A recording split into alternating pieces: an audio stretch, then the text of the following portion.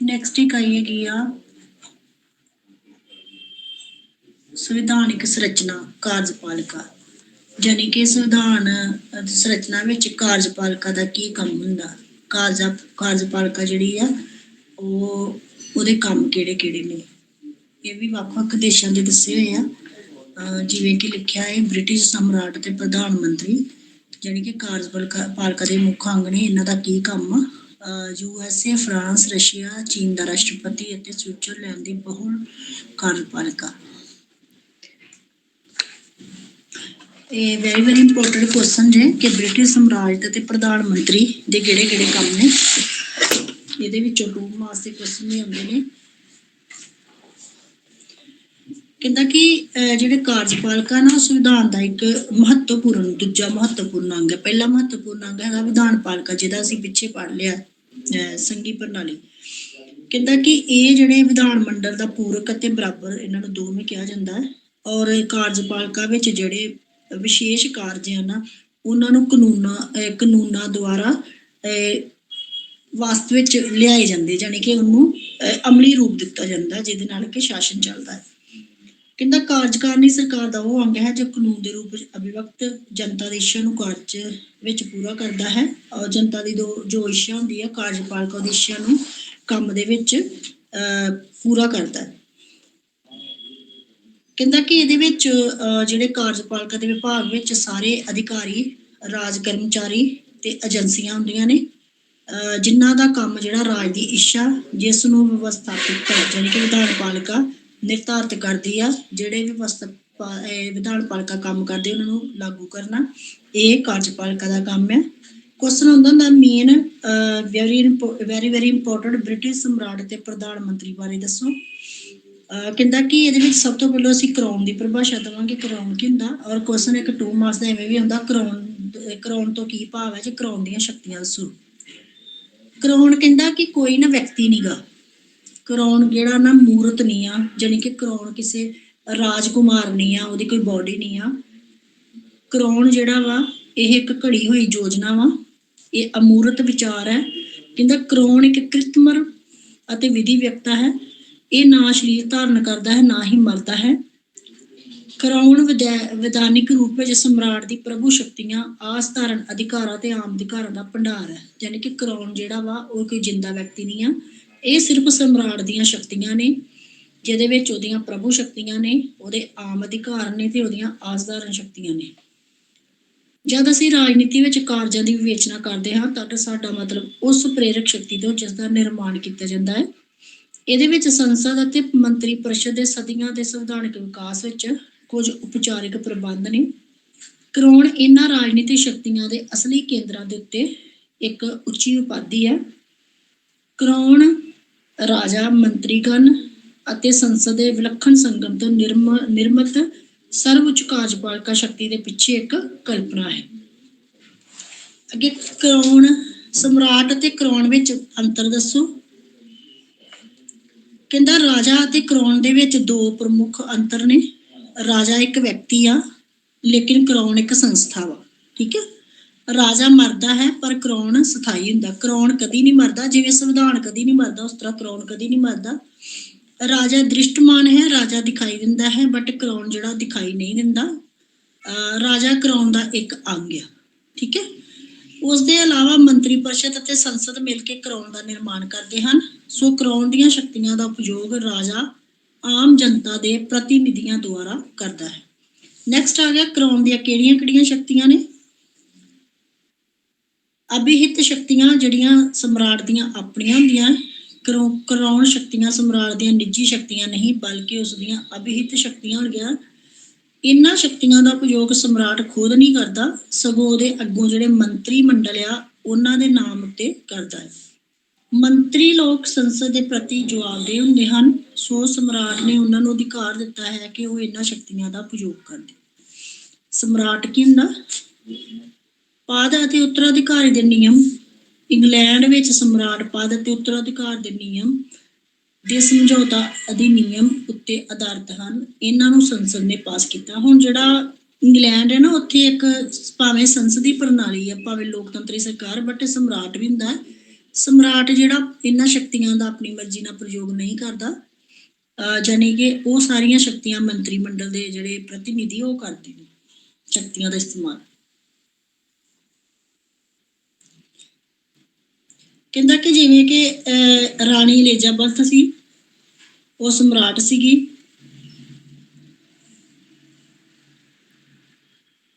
Next ਆ ਜਾਓ, ਇਹ ਜਿਹੜਾ ਰਾਜ ਪਦ ਆ ਨਾ ਅਨੁਵੰਸ਼ਿਕ ਕ੍ਰਮ ਹੈ, ਯਾਨੀ ਕਿ ਹੈਰੀਡੇਟਰੀ ਆ। ਰਾਜੇ ਤੋਂ ਅੱਗੋਂ ਬਾਅਦ ਉਹਦਾ ਬੱਚਾ ਉਹ ਰਾਜੇ ਦੀ ਉਪਾਧੀ ਧਾਰਨ ਕਰਦਾ ਵਾ, ਇਸ ਤਰ੍ਹਾਂ ਇਹ ਹੈਰੀਡੇਟਰੀ ਹੈ। ਇਸਤਰੀ ਦੀ ਤੁਲਨਾ ਵਿੱਚ ਪੁਰਸ਼ ਵੰਸ਼ ਦੀ ਸ਼੍ਰੇਸ਼ਟਤਾ ਪ੍ਰਦਾਨ ਕੀਤੀ ਗਈ ਹੈ। ਪ੍ਰੋਟੈਸਟੈਂਟ ਧਰਮਾਵਲੰਬੀ ਹੀ ਕੈਥੋਲਿਕ ਨਹੀਂ ਰਾਜਗੱਦੀ ਤੇ ਬੈਠ ਸਕਦਾ ਹੈ। ਨੈਕਸਟ ਆ ਜੋ ਵਿਸ਼ਾਣੂਗਤ ਸਿਧਾਂਤ ਦਾ ਮਹੱਤਵ। ਰਾਜ ਪਦ ਦਾ ਵਿਸ਼ਾਣੂਗਤ ਆਧਾਰ ਰਾਜਨੀਤਿਕ ਰੂਪ ਤੋਂ ਹੀ ਸਫਲ ਅਤੇ ਉਪਯੋਗੀ ਹੈ। ਰਾਜਗੱਦੀ ਦੇ ਲਈ ਕਦੀ ਕਦੀ ਵਿਵਾਦ ਨਹੀਂ ਖੜਾ ਹੁੰਦਾ, ਯਾਨੀ ਕਿ ਰਾਜੇ ਦਾ ਪੁੱਤਰ ਹੀ ਅੱਗੋਂ ਰਾਜਕੁਮਾਰ ਬਣਦਾ, ਫਿਰ ਉਹਦਾ ਪੁੱਤਰ, ਫਿਰ ਉਹਦਾ ਪੁੱਤਰ ਸਮਰਾਟ ਜਿਹੜੇ ਬਣਦੇ। ਚੋਣਾਂ ਤੋਂ ਦੂਰ ਹੋਣ ਦੇ ਕਾਰਨ ਇਸ ਦੀ ਪਵਿੱਤਰਤਾ ਵੀ ਨਸ਼ਟ ਨਹੀਂ ਹੁੰਦੀ। ਔਰ ਵਿਸ਼ਾਣੂਗਤ ਦੇ ਵਿਰੁੱਧ ਬਹੁਤੇ ਵਿਵੇਕਪੂਰਨ ਤਰਕ ਨਹੀਂ, ਜਾਣੀ ਕਿ ਇਹਦੇ ਵਿਰੁੱਧ ਕਦੀ ਨਹੀਂ ਕਿਸੇ ਨੇ ਕਿਹਾ ਕਿ ਵਿਸ਼ਾਣੂਗਤ ਅਹੁਦਾ ਕਿਉਂ, ਜਾਣੀ ਕਿ ਵਿਰਾਸਤ ਵਿੱਚ ਇਹ ਅਹੁਦਾ ਕਿਉਂ ਮਿਲਦਾ। ਸਮਰਾਟ ਦੇ ਵਿਸ਼ੇਸ਼ ਅਧਿਕਾਰ ਤੇ ਉਨਮੁਕਤੀਆਂ। ਵਿਸ਼ੇਸ਼ ਅਧਿਕਾਰ ਅਤੇ ਉਨਮੁਕਤੀਆਂ। ਬ੍ਰਿਟਿਸ਼ ਸਮਰਾਟ ਅਨੇਕ ਵਿਸ਼ੇਸ਼ ਅਧਿਕਾਰ ਅਤੇ ਉਨਮੁਕਤੀਆਂ ਨੇ ਜਿਨ੍ਹਾਂ ਦਾ ਉਪਯੋਗ ਕਰਦਾ। ਉਹਨੂੰ ਕਦੀ ਗ੍ਰਿਫਤਾਰ ਨਹੀਂ ਕੀਤਾ ਜਾ ਸਕਦਾ। ਸਮਰਾਟ ਨੂੰ ਕੋਈ ਮਾਲ ਕੁਰਕ ਨਹੀਂ ਹੋ ਸਕਦਾ। ਰਾਜ ਭਵਨ ਵਿੱਚ ਉਸਦੇ ਵਿਰੁੱਧ ਨਿਆਇਕ ਕਾਰਵਾਈ ਨਹੀਂ ਕੀਤੀ ਜਾ ਸਕਦੀ।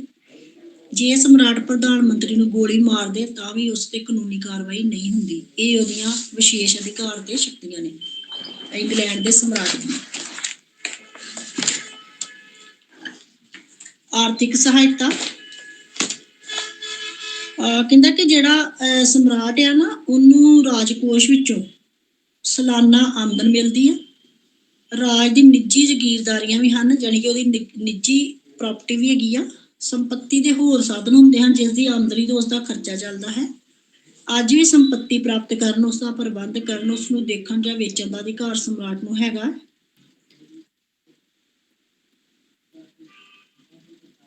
ਕਹਿੰਦਾ ਕਿ ਸਰਵਜਨਕ ਕਾਰਜਾਂ ਦੇ ਲਈ ਅਣਡਿੱਠ ਧਨ ਰਾਸ਼ੀ ਨੂੰ ਹੀ ਨਾਲ ਰੱਖਿਆ ਜਾਂਦਾ ਹੈ। ਨੈਕਸਟ ਆ ਜਾਓ, ਜਿੰਨੇ ਵੀ ਸਮਰਾਟ ਰਾਜ ਘਰਾਣੇ ਦੇ ਮੈਂਬਰ ਆ ਨਾ, ਸਾਰਿਆਂ ਨੂੰ ਜਿਹੜਾ ਰਾਜਕੋਸ਼ ਹੈ, ਜਿਹੜਾ ਕਿ ਉਹਨਾਂ ਦਾ ਖਜ਼ਾਨਾ ਵਾ, ਉਹਦੇ ਵਿੱਚ ਉਹਨੂੰ ਪੈਸੇ ਦਿੱਤੇ ਜਾਂਦੇ ਆ। ਸਮਰਾਟ ਦਾ ਸਥਾਨ। ਕਹਿੰਦਾ ਸਮਰਾਟ ਦਾ ਸਥਾਨ ਜਿਹੜਾ ਨਿਰੰਕੁਸ਼ ਸ਼ਕਤੀਆਂ ਵਾਲਾ ਵਾ, ਗੌਰਵਪੂਰਨ ਆ, ਇਹਦਾ ਉਹਦਾ ਉੱਚਾ ਹੁੰਦਾ ਹੈ। ਇਹ ਰਾਸ਼ਟਰ ਦਾ ਪ੍ਰਧਾਨ ਨਹੀਂ ਬਲਕਿ ਵਾਸਤਵਿਕ ਸ਼ਾਸਕ ਹੈ। ਅੱਜ ਰਾਜ ਦਾ ਪੂਰਾ ਸ਼ਾਸਨ ਉਸਦੇ ਨਾਮ ਤੇ ਹੁੰਦਾ ਹੈ, ਪਰੰਤੂ ਵਿਵਹਾਰ ਵਿੱਚ ਸ਼ਕਤੀਆਂ ਤੋਂ ਉਪਯੋਗ ਉਹ ਨਹੀਂ ਕਰਦਾ। ਉਹਦੀਆਂ ਸ਼ਕਤੀਆਂ ਜਿਹੜੀਆਂ ਨੇ ਉਹ ਸੰਸਦ ਦੀ ਜਿਹੜੇ ਮੰਤਰੀ ਮੰਡਲ ਉਹ ਉਹਦੀਆਂ ਸ਼ਕਤੀਆਂ ਦਾ ਇਸਤੇਮਾਲ ਕਰਦੇ ਨੇ।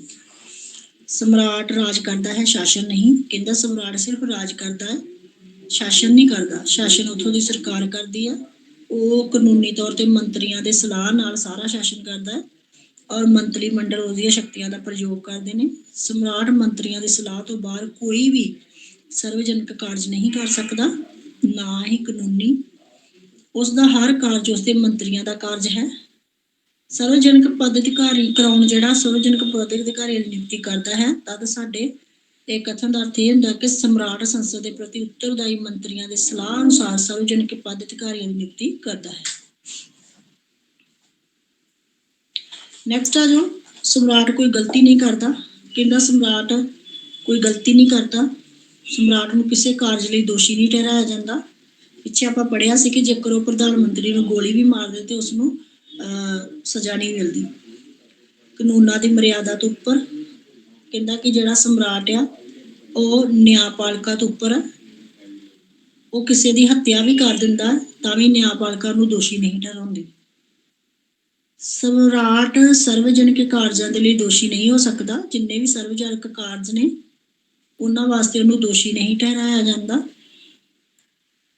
ਦੂਸਰਾ, ਅਵੈਧਨਿਕ ਕਾਰਜ ਲਈ ਸਮਰਾਟ ਦੇ ਨਾਮ ਕਿਸੇ ਦੀ ਉਨਮੁਕਤੀ ਨਹੀਂ। ਸਮਰਾਟ ਨੂੰ ਕਿਸੇ ਵੀ ਵਿਅਕਤੀ ਨੂੰ, ਯਾਨੀ ਕਿ ਉਹਦੇ ਕੋਲ ਇਹ ਸ਼ਕਤੀ ਨਹੀਂ ਹੁੰਦੀ ਕਿ ਕਿਸੇ ਨੂੰ ਸਜ਼ਾ ਦੇਵੇ। ਗਲਤ ਨਿਸ਼ਕਰਸ਼। ਕਹਿੰਦਾ ਕਿ ਸ਼ਕਤੀ ਦੇ ਸਥਾਨ ਤੇ ਪ੍ਰਭਾਵ ਪਰੰਤੂ ਬਾਅਦ ਜਹੀ ਇੰਨੇ ਸਮਰਾਟ ਦੀ ਸਥਿਤੀ ਤੇ ਉਪਯੁਕਤ ਵਿਸ਼ਲੇਸ਼ਣ ਤੋਂ ਇਹ ਨਿਸ਼ਕਰਸ਼ ਕਰਦਾ ਹੈ ਕਿ ਉਹ ਮ੍ਰਿਤ ਵਾਂਗ ਹੈ, ਉਹ ਇੱਕ ਮਰਿਆ ਵਾਂਗੂ ਆ, ਉਹ ਇੱਕ ਸਵਰਮਨੀਮੁਸ਼ਨੀਆ ਜਾਂ ਮਿੱਟੀ ਦੀ ਮੂਰਤੀ ਹੈ। ਸ਼ਾਸਨ ਦੇ ਖੇਤਰ ਵਿੱਚ ਇੱਕ ਨਿਸ਼ਪੱਤ ਅਤੇ ਪ੍ਰਭਾਵਹੀਨ ਹੈ, ਜਾਣੀ ਕਿ ਸ਼ਾਸਨ ਨਹੀਂ ਉਹ ਕਰਦਾ, ਇਸ ਕਰਕੇ ਉਹ ਪ੍ਰਭਾਵਹੀਨ ਹੈ। ਬਸ ਉਹਦਾ ਕੰਮ ਹੁੰਦਾ ਵਾ ਵਿਦੇਸ਼ੀ ਰਾਜਦੂਤਾਂ ਦਾ ਸਵਾਗਤ ਕਰਨਾ, ਪੀਆਰ ਨਿਯੁਕਤ ਕਰਨਾ, ਉਪਲਬਧੀਆਂ ਦੇਣਾ, ਸਿੰਘਾਸਨ ਭਾਸ਼ਣ ਕਰਨਾ।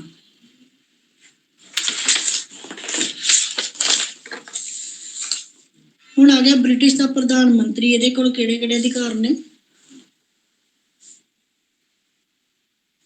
ਬ੍ਰਿਟੇਨ ਦੀਆਂ ਹੋਰ ਸੰਸਥਾਵਾਂ ਦੀ ਤਰ੍ਹਾਂ ਬ੍ਰਿਟਿਸ਼ ਪ੍ਰਧਾਨ ਮੰਤਰੀ ਦਾ ਪਦ ਵੀ ਅਕਸਮਿਕ ਘਟਨਾਵਾਂ ਦਾ ਨਤੀਜਾ ਤੇ ਸੰਯੋਗ ਦੀ ਗੱਲ ਹੈ। ਇਸ ਪਦ ਦੀ ਉਤਪਤੀ ਪ੍ਰਥਾਵਾਂ ਦੇ ਦੁਆਰਾ ਹੋਈ। ਇਹਦੇ ਪਦ ਦਾ ਸੰਵਿਧਾਨ ਵਿੱਚ ਕੋਈ ਜ਼ਿਕਰ ਨਹੀਂ ਹੈਗਾ।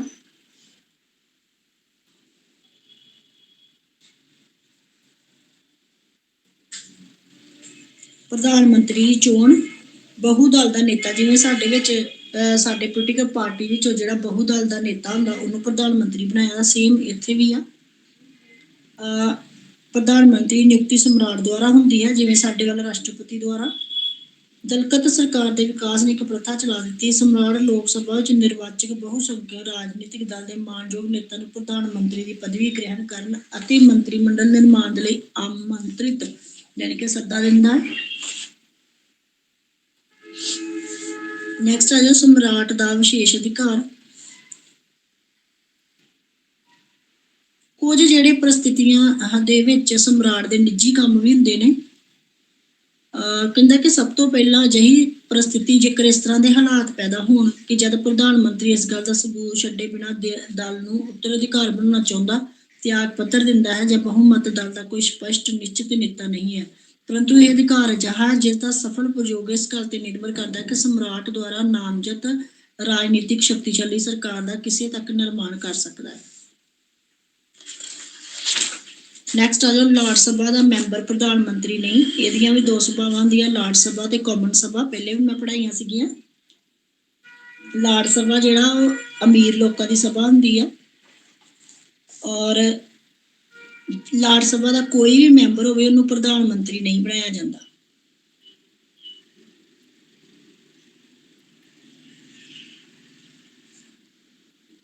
ਕਹਿੰਦਾ ਕਿ ਪ੍ਰਧਾਨ ਮੰਤਰੀ ਲੋਕ ਸਭਾ ਦਾ ਮੈਂਬਰ ਜ਼ਰੂਰ ਹੋਣਾ ਚਾਹੀਦਾ, ਲਾਟ ਸਭਾ ਦਾ ਨਹੀਂ। ਨੈਕਸਟ ਆ ਜਾਓ ਪ੍ਰਧਾਨ ਮੰਤਰੀ ਦੇ ਵਿਅਕਤੀਤਵ ਗੁਣ।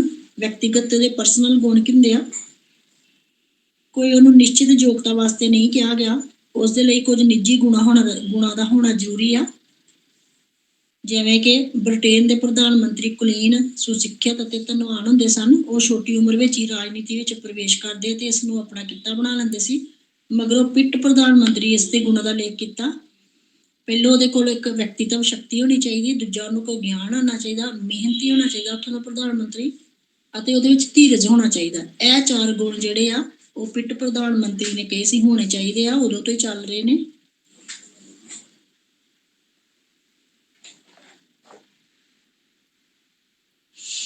ਨੈਕਸਟ ਆ ਜਾਓ ਪ੍ਰਧਾਨ ਮੰਤਰੀ ਦੇ ਅਧਿਕਾਰ ਅਤੇ ਕਰਤੱਵ। ਕਹਿੰਦੇ ਪ੍ਰਧਾਨ ਮੰਤਰੀ ਦੇ ਹੱਥ ਵਿੱਚ ਸ਼ਾਸਨ ਦਾ ਸਾਰਾ ਅਧਿਕਾਰ ਰਹਿੰਦਾ ਹੈ। ਬ੍ਰਿਟਿਸ਼ ਸੰਵਿਧਾਨ ਦੀ ਕੁੰਜੀ ਆ, ਔਰ ਸੰਵਿਧਾਨ ਦੀ ਨੀਂਹ ਇਹਨੂੰ ਕਹਿੰਦੇ ਆ ਪ੍ਰਧਾਨ ਮੰਤਰੀ ਨੂੰ। ਕਹਿੰਦਾ ਜਿੰਨੀਆਂ ਬ੍ਰਿਟਿਸ਼ ਦੇ ਪ੍ਰਧਾਨ ਮੰਤਰੀ ਨੂੰ ਸ਼ਕਤੀਆਂ ਪ੍ਰਾਪਤ ਨੇ, ਓਨੀਆਂ ਸੰਸਾਰ ਵਿੱਚ ਕਿਸੇ ਵੀ ਦੇਸ਼ ਦੇ ਪ੍ਰਧਾਨ ਮੰਤਰੀ ਨੂੰ ਸ਼ਕਤੀਆਂ ਪ੍ਰਾਪਤ ਨਹੀਂ ਆ।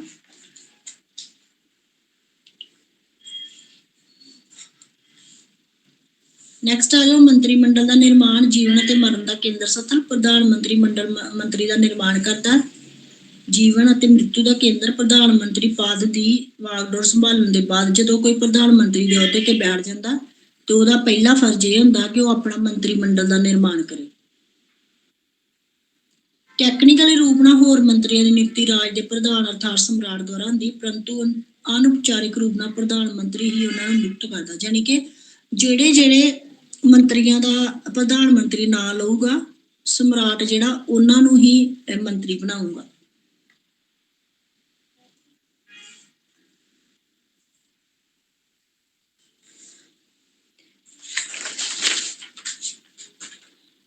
ਦਲ ਦਾ ਨੇਤਾ।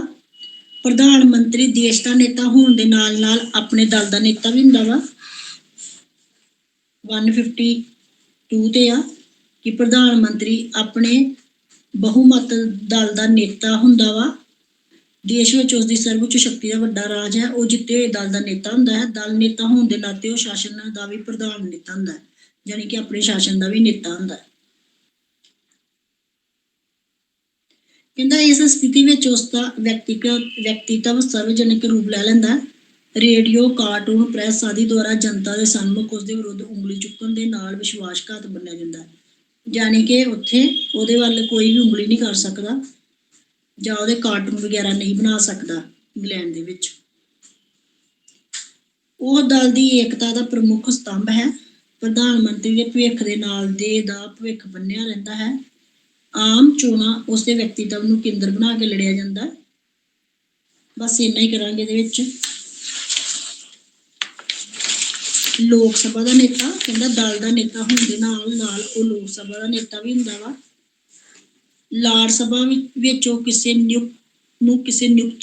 ਨੂੰ ਨਿਯੁਕਤ ਕਰ ਸਕਦਾ ਹੈ, ਯਾਨੀ ਕਿ ਕਿਸੇ ਵੀ ਮੰਤਰੀ ਨੂੰ ਲਾੜ ਸਭਾ ਵਿੱਚ ਨਿਯੁਕਤ ਕਰ ਸਕਦਾ ਹੈ ਜੋ ਉਸ ਸਦਨ ਵਿੱਚ ਉਸ ਦਾ ਪ੍ਰਤੀਨਿਧਿਤਵ ਕਰਦਾ। ਲੋਕ ਸਭਾ ਵਿੱਚ ਇਸ ਪ੍ਰਕਾਰ ਪ੍ਰਤੀਨਿਧੀ ਨਿਯੁਕਤੀ ਦੀ ਪ੍ਰਥਾ ਹੈ, ਪਰ ਵਿਵਹਾਰ ਵਿੱਚ ਪ੍ਰਧਾਨ ਮੰਤਰੀ ਜਨਪ੍ਰਿਯ ਸਦਨ ਦੀ ਅਗਵਾਈ ਕਰਦਾ ਹੈ।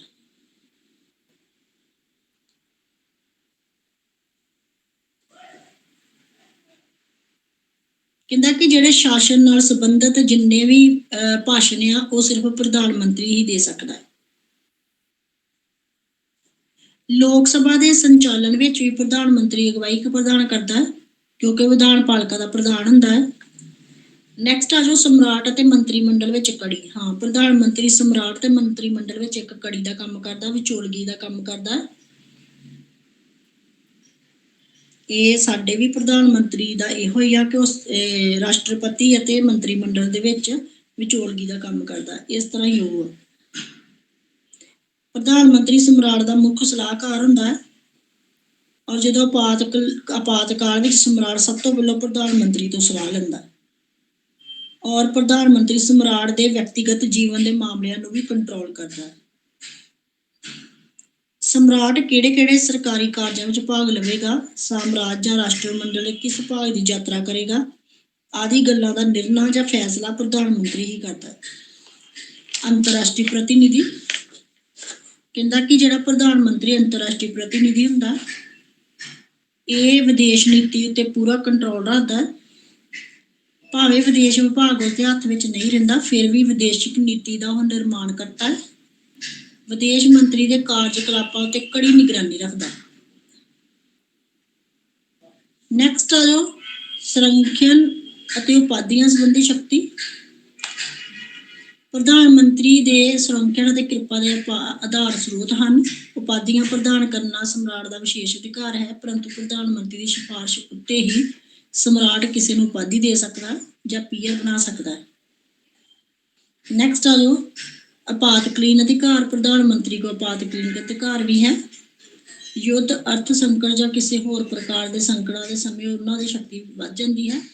ਭਾਵੇਂ ਭਾਰਤੀ ਸੰਵਿਧਾਨ ਦੀ ਨਵੀਂ ਵਿਧੀ ਵਿਹੀਨ ਨਹੀਂ ਹੈ, ਫਿਰ ਵੀ ਤੁਰੰਤ ਕਦਮ ਉਠਾਉਣ ਦੇ ਲਈ ਪੂਰੇ ਰਾਸ਼ਟਰ ਦੀ ਸ਼ਕਤੀ ਨੂੰ ਮੁਸ਼ਕਲ ਦੇ ਨਾਲ ਲੜਨ ਦੇ ਲਈ ਇਹ ਜ਼ਰੂਰੀ ਹੋ ਜਾਂਦਾ ਹੈ ਕਿ ਕਾਰਜਪਾਲਿਕਾ ਕਾਫੀ ਸ਼ਕਤੀਸ਼ਾਲੀ ਬਣ ਜਾਵੇ।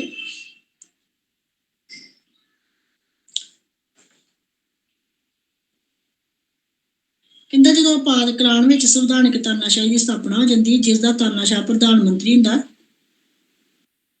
ਕਈ ਵਾਰੀ ਜਲਦਬਾਜ਼ੀ ਵਿੱਚ ਉਹ ਤਾਨਾਸ਼ਾਹ ਨੂੰ ਸਾਰੇ ਕੰਮ ਸੌਂਪੇ ਜਾਂਦੇ, ਵਿਚਾਰ ਵਟਾਂਦਰਾ ਨਹੀਂ ਕੀਤਾ ਜਾਂਦਾ।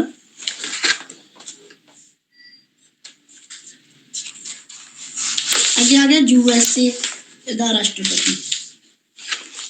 ਕਿਉਂਕਿ ਇੰਗਲੈਂਡ ਦੇ ਪ੍ਰਧਾਨ ਮੰਤਰੀ ਕੋਲ ਜ਼ਿਆਦਾ ਸ਼ਕਤੀਆਂ ਹੁੰਦੀਆਂ, USA ਦੇ ਰਾਸ਼ਟਰਪਤੀ ਕੋਲ ਜ਼ਿਆਦਾ ਸ਼ਕਤੀਆਂ ਹੁੰਦੀਆਂ, ਇਸ ਕਰਕੇ ਉਹਦੇ ਰਾਸ਼ਟਰਪਤੀ ਬਾਰੇ ਲਿਖਿਆ ਹੈ। ਫਿਲਾਡੈਲਫੀਆ ਸੰਮੇਲਨ ਦਾ ਰਾਸ਼ਟਰਪਤੀ ਦਾ ਸਿਰਜਣ। ਕਹਿੰਦਾ ਬਹੁਤ ਸਾਰੇ ਵਾਦਾ ਵਿਵਾਦਾਂ ਤੋਂ ਬਾਅਦ ਸੰਵਿਧਾਨ ਦੇ ਵਿੱਚ ਰਾਸ਼ਟਰਪਤੀ ਦਾ ਨਿਰਮਾਣ ਕੀਤਾ ਗਿਆ। ਸ਼ਕਤੀਸ਼ਾਲੀ ਕਾਰਜਪਾਲਿਕਾ ਦਾ ਪ੍ਰਤੀਨਿਧੀ ਹੁੰਦਾ। ਨੈਕਸਟ ਆ ਜਾਓ ਨਿਰਵਾਚਨ ਕਿਵੇਂ ਹੁੰਦਾ।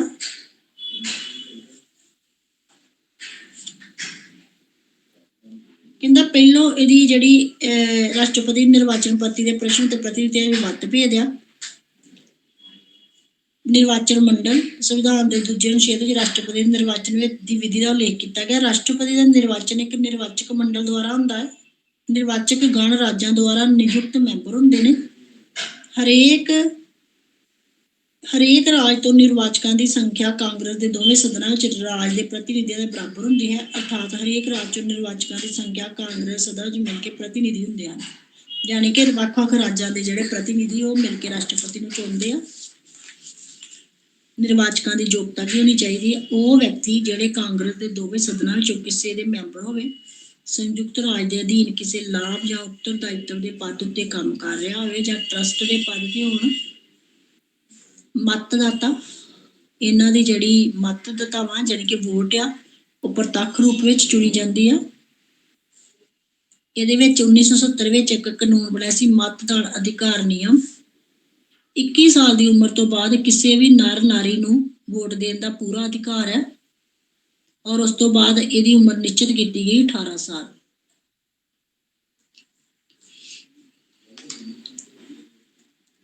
ਨੈਕਸਟ ਆ ਜੋ ਮਤਦਾਨ ਅਤੇ ਗਣਨਾ।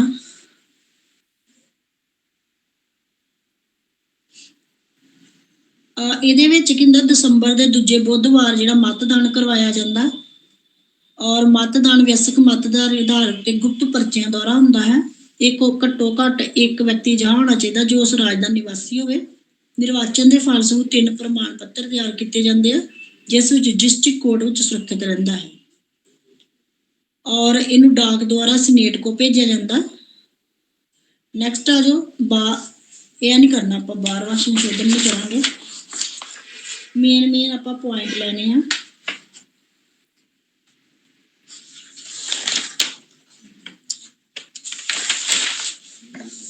ਵਿਵਹਾਰ ਵਿੱਚ ਜਨਤਾ ਦੁਆਰਾ ਪ੍ਰਤੱਖ ਨਿਰਵਾਚਨ ਕਹਿੰਦਾ ਕਿ ਅਸਲ ਵਿੱਚ ਜਨਤਾ ਦੁਆਰਾ ਪ੍ਰਤੱਖ ਤੌਰ ਤੇ ਇਹਦਾ ਨਿਰਵਾਚਨ ਕੀਤਾ ਜਾਂਦਾ।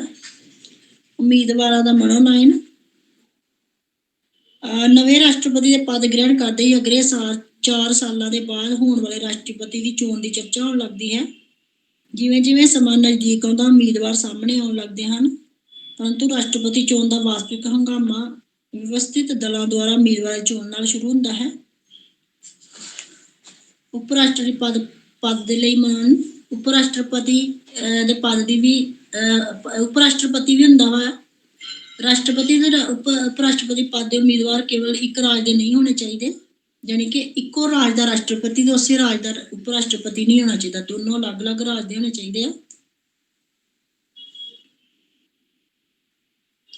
ਕਹਿੰਦਾ ਉਪ ਰਾਸ਼ਟਰਪਤੀ ਦੇ ਪਦ ਦਾ ਮਹੱਤਵ ਅਮਰੀਕੀ ਰਾਜਨੀਤੀ ਵਿੱਚ ਨਾ ਬਰਾਬਰ ਹੈ, ਰਾਜਨੀਤੀ ਵਿੱਚ ਨਾ ਬਰਾਬਰ ਹੈ।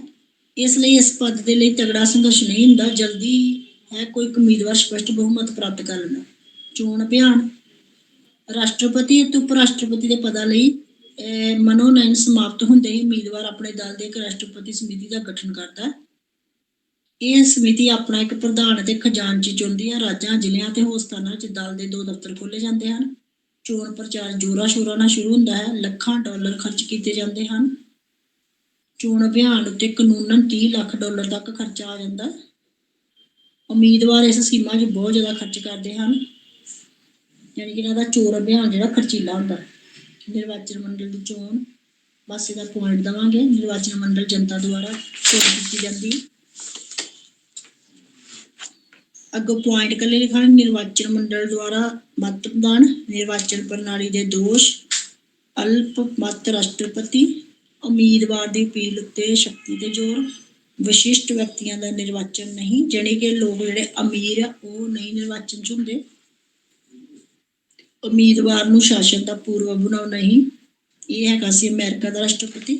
ਅੱਗੇ ਆ ਜੋ ਫਰਾਂਸੀਸੀ ਰਾਸ਼ਟਰਪਤੀ।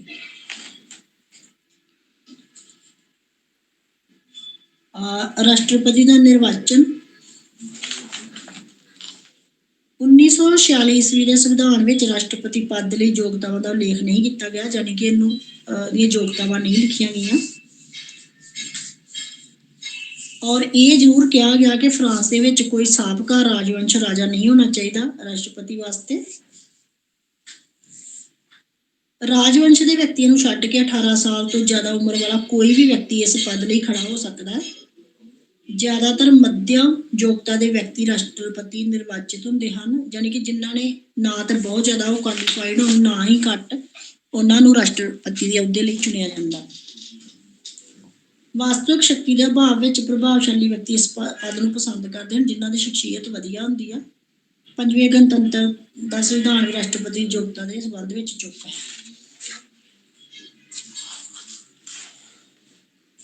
ਨਿਰਵਾਚਨ ਵਿਧੀ ਚੌਥੇ ਗਣਤੰਤਰ ਸੰਸਦ ਦੇ ਮੈਂਬਰ, ਸਮੁੰਦਰ ਪਾਰ ਪ੍ਰਦੇਸ਼ਾਂ ਦੇ ਵਿਧਾਨ ਪਾਲਿਕਾ, ਜਨਰਲ ਕੌਂਸਲ ਦੇ ਮੈਂਬਰ, ਨਗਰ ਪਾਲਿਕਾਵਾਂ। ਕਹਿੰਦਾ ਕਿ ਸੰਵਿਧਾਨ ਦੀ ਧਾਰਾ 7 ਦੇ ਅਨੁਸਾਰ ਅਲੱਗ-ਅਲੱਗ ਮਤਦਾਨ ਹੁੰਦੇ ਆ। ਦੂਜਾ ਹੈਗਾ ਨਿਆਇਕ ਸ਼ਕਤੀਆਂ। ਰਾਸ਼ਟਰਪਤੀ ਨਿਆਇਕ ਸੁਤੰਤਰਤਾ ਦੇ ਪ੍ਰਤੀਭੂਤ ਹਨ। ਉਹ ਨਿਆਂਪਾਲਿਕਾ ਦੀ ਉੱਚ ਪਰਿਸ਼ਦ ਦਾ ਸਭਾਪਤੀ ਹੁੰਦਾ ਹੈ, ਜਿਵੇਂ ਸਾਡਾ ਰਾਸ਼ਟਰਪਤੀ ਨਿਆਂਪਾਲਿਕਾ ਦਾ ਸਭਾਪਤੀ ਹੁੰਦਾ, ਸੇਮ ਉਹੀ। ਉਹਨੂੰ ਜਿਹੜੀ ਨਿਆਇਕ ਸ਼ਕਤੀ, ਖਿਮਾਦਾਨ ਦੀ ਸ਼ਕਤੀ ਪ੍ਰਾਪਤ ਹੁੰਦੀ, ਜਿਵੇਂ ਸਾਡੇ ਰਾਸ਼ਟਰਪਤੀ ਜਿਹੜਾ ਕਿਸੇ ਦੀ ਵੀ ਮੌਤ ਦੀ ਸਜ਼ਾ ਨੂੰ ਮਾਫ ਕਰ ਸਕਦਾ, ਇਸ ਤਰ੍ਹਾਂ ਉਹਨਾਂ ਕੋਲ ਵੀ ਸ਼ਕਤੀ ਹੁੰਦੀ ਆ। ਉਹ ਸੰਵਿਧਾਨਿਕ ਪਰਿਸ਼ਦ ਦੇ 1/3 ਮੈਂਬਰਾਂ ਅਤੇ ਮੁਖੀ ਦੀ ਨਿਯੁਕਤੀ ਕਰਦਾ। ਉਹ ਗਣਤੰਤਰ ਵਿੱਚ ਵੀ ਰਾਸ਼ਟਰਪਤੀ ਨੂੰ ਖਿਮਾਦਾਨ, ਦੰਡ, ਪਰਾਵੀ, ਲੰਬਣ ਦਾ ਅਧਿਕਾਰ ਹੈ। ਸੰਕਟਕਾਲੀਨ ਸ਼ਕਤੀਆਂ।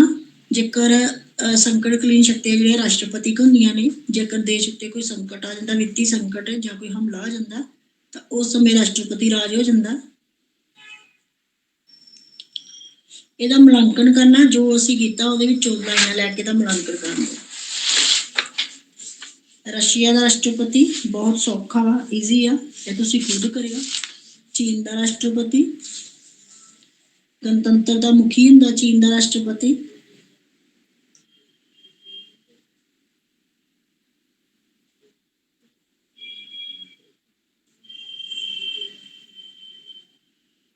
ਮੁਖੀ ਦੀ ਚੋਣ, ਇਹਦਾ ਕਾਰਜਕਾਲ ਜਿਹੜਾ ਵਾ, ਇਹਦੀ ਜਿਹੜੀ ਚੋਣ ਹੈ ਰਾਸ਼ਟਰਪਤੀ ਕਾਂਗਰਸ ਦੇ ਮੈਂਬਰਾਂ ਦੁਆਰਾ ਕੀਤੀ ਜਾਂਦੀ ਹੈ, ਔਰ ਇਹਦਾ ਕਾਰਜਕਾਲ 4 ਸਾਲ ਦਾ ਹੁੰਦਾ, ਕਈ ਵਾਰੀ 5 ਸਾਲ ਦਾ ਵੀ ਹੋ ਸਕਦਾ। ਇਹਨੂੰ ਸਾਰੇ ਅਧਿਕਾਰ ਪ੍ਰਾਪਤ ਹੁੰਦੇ, ਰਾਜਨੀਤਿਕ ਅਧਿਕਾਰ ਇਹਨੂੰ ਪ੍ਰਾਪਤ ਹੁੰਦੇ। ਇਹਦੀ ਉਮਰ 45 ਸਾਲ ਹੋਣੀ ਚਾਹੀਦੀ ਹੈ।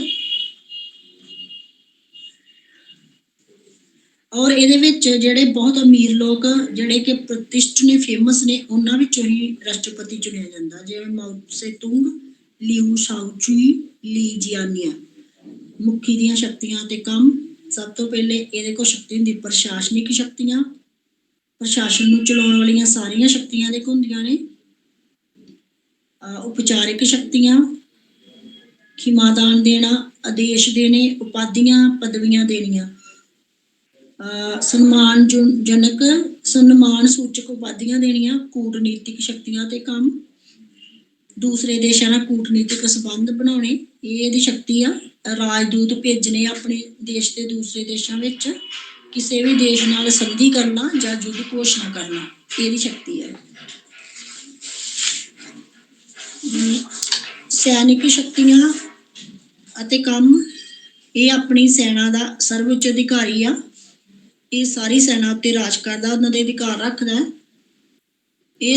ਉਹ ਰਾਜ ਦੀ ਸੈਨਾ ਦਾ ਮੁਖੀ ਨਹੀਂ ਹੁੰਦਾ, ਬਲਕਿ ਰਾਸ਼ਟਰੀ ਸੁਰੱਖਿਆ ਪਰਿਸ਼ਦ ਦਾ ਮੁਖੀ ਹੁੰਦਾ।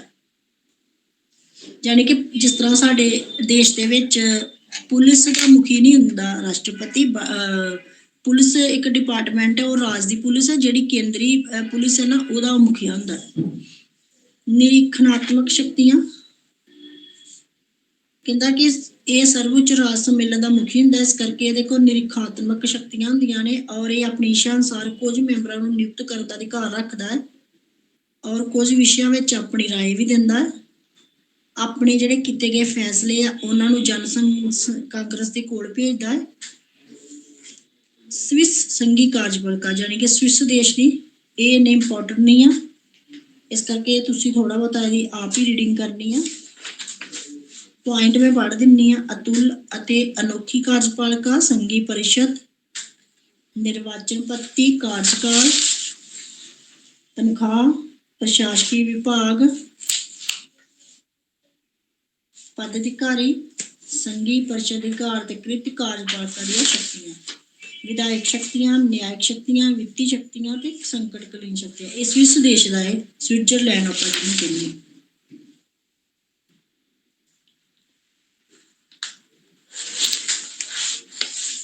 ਪਿੱਛੇ ਆਪਾਂ ਇਹਦੇ ਬਾਰੇ ਪੜ੍ਹਿਆ ਸੀਗਾ।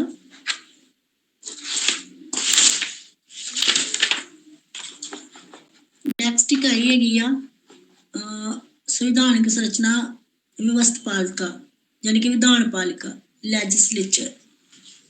ਹੁਣ ਇਹਦੀ ਵਿਧਾਨ ਪਾਲਿਕਾ ਬਾਰੇ ਪੜ੍ਹਿਆ ਜਾਏਗਾ। ਪਹਿਲਾਂ ਆਪਾਂ ਕਾਰਜਪਾਲਿਕਾ ਪੜ੍ਹੀ ਸੀ, ਹੁਣ ਵਿਧਾਨ ਪਾਲਿਕਾ।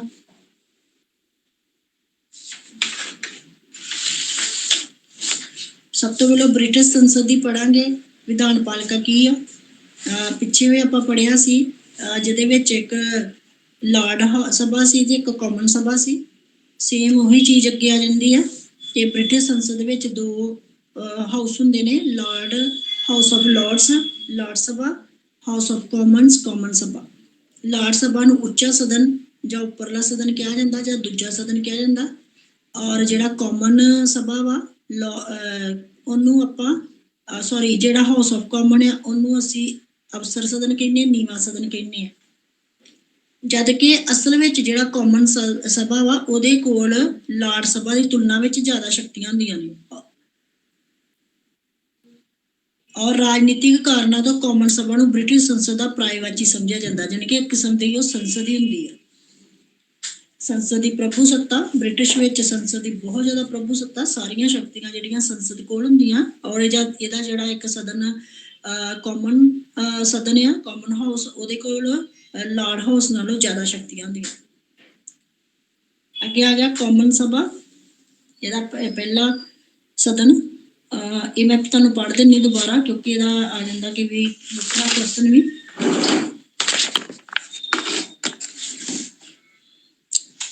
ਕਾਮਨ ਸਭਾ ਦੇ ਮੈਂਬਰਾਂ ਦੀ ਵਰਤਮਾਨ ਸੰਖਿਆ 646 ਆ।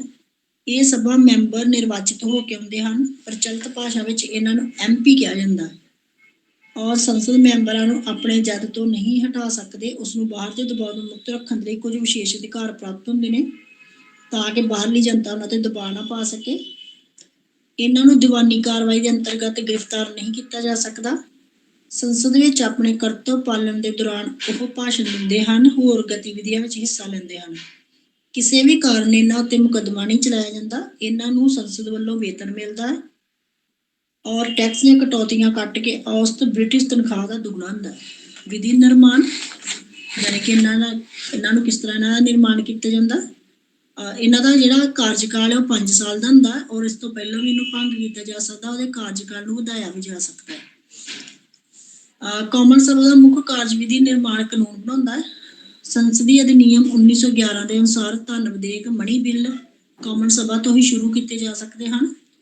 ਪਾਸ ਹੋਣ ਤੋਂ ਬਾਅਦ ਇਹਨਾਂ ਨੂੰ ਲਾਰਡ ਸਭਾ ਵਿੱਚ ਭੇਜਿਆ ਜਾਂਦਾ, ਪਰੰਤੂ ਲਾਰਡ ਸਭਾ ਇਹਨਾਂ ਨੂੰ ਜ਼ਿਆਦਾ ਤੋਂ ਜ਼ਿਆਦਾ 1 ਮਹੀਨੇ ਤੱਕ ਰੋਕ ਸਕਦੀ ਹੈ।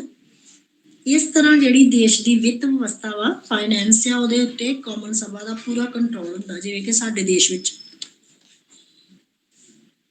ਕਾਨੂੰਨੀ ਬਿੱਲ ਵੀ ਇੱਥੋਂ ਸ਼ੁਰੂ ਹੁੰਦੇ ਆ, ਬਾਅਦ ਵਿੱਚ ਲਾਰਡ ਸਭਾ ਵਿੱਚ ਭੇਜੇ ਜਾਂਦੇ ਆ, ਔਰ ਲਾਰਡ ਸਭਾ ਦੀ ਸੰਮਤੀ ਮਿਲਣ ਤੋਂ ਬਾਅਦ ਇਹ ਕਾਨੂੰਨ ਬਣ ਜਾਂਦਾ। ਲਾਰਡ ਸਭਾ ਵੀ 1 ਸਾਲ ਤੱਕ ਇਹਨਾਂ ਨੂੰ ਰੋਕ ਸਕਦੀ, ਉਸ ਤੋਂ ਬਾਅਦ ਉਹਨਾਂ ਨੂੰ ਸਾਈਨ ਕਰਨੇ ਪੈਂਦੇ ਆ। ਇਹ ਬਿੱਲ ਆਪਣੇ ਆਪ ਹੀ ਮਨਜ਼ੂਰ ਸਮਝੇ ਜਾਂਦੇ, ਭਾਵੇਂ ਲਾਰਡ ਸਭਾ ਦੇ ਮੈਂਬਰ ਇਹਨੂੰ ਮਨਜ਼ੂਰ ਕਰਨ ਭਾਵੇਂ ਨਾ। ਇਸ ਕਰਕੇ ਇਹ ਸ਼ਕਤੀ ਵੀ ਜਿਹੜੀ ਕਾਮਨ ਹਾਊਸ ਉਹਨਾਂ ਕੋਲ ਜ਼ਿਆਦਾ ਵਾ। ਨੈਕਸਟ ਆ ਜਾਓ ਧਨ ਵਿਧੇਇਕ ਮਣੀ ਬਿੱਲ। ਸੇਮ ਮਣੀ ਬਿੱਲ ਜਿਹੜੇ ਸਰਕਾਰੀ ਖਰਚ ਲਈ ਅਧਿਕਾਰ ਪ੍ਰਾਪਤ ਜਿਹੜਾ ਵਾ ਇਹਨਾਂ ਨੂੰ ਆ। ਸੰਸਦ ਜਾਂ ਵਿਧਾਨ ਮੰਡਲ ਦੇ ਥੱਲੜੇ ਸਦਨ ਵਿੱਚ ਹੀ ਪ੍ਰਸਤੁਤ ਕੀਤਾ ਜਾਂਦਾ, ਯਾਨੀ ਕਿ ਕਾਮਨ ਸਭਾ 'ਚ ਕੀਤਾ ਜਾਂਦਾ। ਕਾਮਨ ਸਭਾ ਦੀਆਂ ਕਈ ਸ਼ਕਤੀਆਂ ਮੰਤਰੀ ਮੰਡਲ ਦੇ ਹੱਥਾਂ ਵਿੱਚ ਚਲੀਆਂ ਗਈਆਂ। ਹੁਣ ਇਹ ਸਦਨ ਕੋਈ ਕਾਨੂੰਨ ਬਣਾਉਣ ਵਿੱਚ ਪਹਿਲ ਨਹੀਂ ਕਰਦਾ। ਸਦਨ ਦੀ ਸਮੇਂ ਸਾਰਣੀ ਉੱਤੇ ਵੀ ਸਰਕਾਰ ਦਾ ਨਿਯੰਤਰਣ ਹੁੰਦਾ। ਨੈਕਸਟ ਆ ਜਾਓ ਪ੍ਰਸ਼ਾਸਨ ਦੀ ਨਿਗਰਾਨੀ। ਕਾਮਨ ਸਭਾ ਸਰਕਾਰ ਦੇ ਸਾਰੇ ਕੰਮ ਕਾਜ ਦੀ ਨਿਗਰਾਨੀ ਕਰਦੇ ਆ। ਮੰਤਰੀ ਮੰਡਲ ਉਦੋਂ ਤੱਕ ਆਪਣੀ ਪਦਵੀ ਤੇ ਰਹਿ ਸਕਦਾ ਜਦ ਤੱਕ ਉਹ ਕਾਮਨ ਸਭਾ ਵਿੱਚ ਬਹੁਮਤ ਦਾ ਵਿਸ਼ਵਾਸ ਪ੍ਰਾਪਤ ਕਰੇ। ਸੋ ਕਾਮਨ ਸਭਾ ਦੀ ਕਿਰਪਾ ਦ੍ਰਿਸ਼ਟੀ ਪ੍ਰਾਪਤ ਕਰਨ ਲਈ ਨਿਯੰਤਰਣ ਸਜਗ ਅਤੇ ਯਤਨਸ਼ੀਲ ਰਹਿੰਦੀ ਹੈ। ਕਹਿੰਦਾ ਪ੍ਰਸ਼ਨ ਕਾਲ ਕਾਮਨ ਸਭਾ ਦੇ ਮੈਂਬਰ ਮੰਤਰੀਆਂ ਕੋਲੋਂ ਉਹਨਾਂ ਦੇ ਵਿਭਾਗਾਂ ਦੇ ਸੰਬੰਧੀ ਕੋਈ ਵੀ ਪ੍ਰਸ਼ਨ ਪੁੱਛ ਸਕਦੇ ਆ।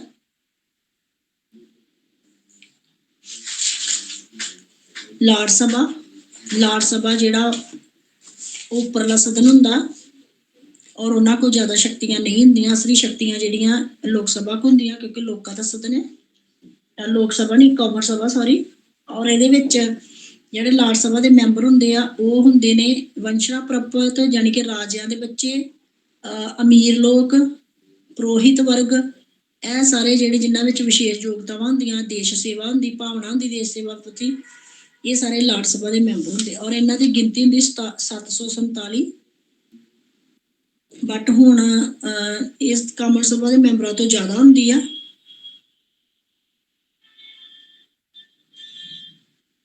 ਕਹਿੰਦਾ ਕਿ ਇਹਨਾਂ ਨੂੰ ਸਨਮਾਨਪੂਰਵਕ ਇਹਨਾਂ ਦਾ ਨਾਮ ਲਾਡ ਤਾਂ ਰੱਖਿਆ ਗਿਆ ਕਿਉਂਕਿ ਇਹ ਅਮੀਰ ਘਰਾਂ ਦੀ ਹੁੰਦੀਆਂ, ਔਰ ਇਸਤਰੀਆਂ ਦੇ ਲਈ ਇਸ ਦੀ ਜਗ੍ਹਾ ਲੇਡੀ ਸ਼ਬਦ ਦਾ ਪ੍ਰਯੋਗ ਕੀਤਾ ਗਿਆ। ਲਾਟ ਸਭਾ ਨੂੰ ਕਾਇਮ ਰੱਖਣ ਦੇ ਵਿਰੁੱਧ ਮੁੱਖ ਤਰਕ ਪ੍ਰਧਾਨ ਮੰਤਰੀ ਅਤੇ ਮੰਤਰੀ ਮੰਡਲ। ਪ੍ਰਧਾਨ ਮੰਤਰੀ ਦਾ ਪੜਾਂਗੇ। ਪ੍ਰਧਾਨ ਮੰਤਰੀ ਤੇ ਉਸਦਾ ਮੰਤਰੀ ਮੰਡਲ ਬ੍ਰਿਟੇਨ ਦੀ ਕਾਰਜਪਾਲਿਕਾ ਹਨ। ਪ੍ਰਧਾਨ ਮੰਤਰੀ ਨੂੰ ਸ਼ਾਸਨ ਦਾ ਮੁਖੀ ਮੰਨਿਆ ਜਾਂਦਾ ਹੈ। ਸੰਸਦੀ ਪ੍ਰਥਾ ਦੇ ਅਨੁਸਾਰ ਆਮ ਚੋਣਾਂ ਦੇ ਬਾਅਦ ਜਦ ਨਵੀਂ ਸੰਸਦ ਅਰਥਾਤ ਨਵੀਂ ਕਾਮਨ ਸਭਾ ਦਾ ਗਠਨ ਹੁੰਦਾ ਤਦ ਮਹਾਰਾਣੀ ਇਸ ਸਦਨ ਵਿੱਚ ਬਹੁਮਤ ਦੇ ਨੇਤਾ ਨੂੰ ਪ੍ਰਧਾਨ ਮੰਤਰੀ ਦਾ ਪਦ ਸੰਭਾਲਣ ਲਈ ਸੱਦਾ ਦਿੰਦੀ ਹੈ। ਨੈਕਸਟ, ਮੰਤਰੀ ਮੰਡਲ ਦਾ ਹਰ ਇੱਕ ਮੰਤਰੀ ਆਪਣੇ ਆਪਣੇ ਵਿਭਾਗ ਜਾਂ ਵਿਭਾਗ ਦੇ ਲਈ ਪ੍ਰਸ਼ਾਸਨ ਦੇ ਲਈ ਉੱਤਰਦਾਈ ਹੁੰਦਾ। ਪ੍ਰਧਾਨ ਮੰਤਰੀ ਇਸ ਮੰਤਰੀ ਮੰਡਲ ਦਾ ਮੁਖੀ ਹੁੰਦਾ। ਉਹ ਕੁਝ ਵਿਭਾਗ ਆਪਣੇ ਹੱਥ ਵਿੱਚ ਵੀ ਰੱਖ ਸਕਦਾ ਹੈ। ਸਿਧਾਂਤਕ ਤੌਰ ਤੇ ਮੰਤਰੀ ਮੰਡਲ ਸਾਰੇ ਮੈਂਬਰ ਸਮਾਨ ਜਾਂ ਬਰਾਬਰ ਹੁੰਦੇ ਹਨ, ਪਰ ਜੇਕਰ ਆਪਾਂ ਵਿਵਹਾਰਿਕ ਤੌਰ ਤੇ ਦੇਖੀਏ ਤੇ ਜਿਹੜਾ ਪ੍ਰਧਾਨ ਮੰਤਰੀ ਉਹਨਾਂ ਸਾਰਿਆਂ ਤੋਂ ਉੱਚਾ ਹੁੰਦਾ।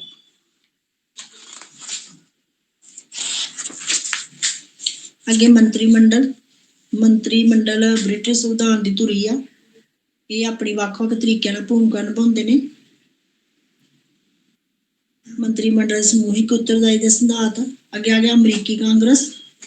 ਇਹਦੇ ਵਿੱਚ ਵੀ ਸੰਸਦ ਹੁੰਦੀ ਆ, ਸੀਨੇਟ ਹੁੰਦਾ ਵਾ, 2 ਸਦਨ ਹੁੰਦੇ ਸੰਸਦ ਦੇ, ਸੀਨੇਟ।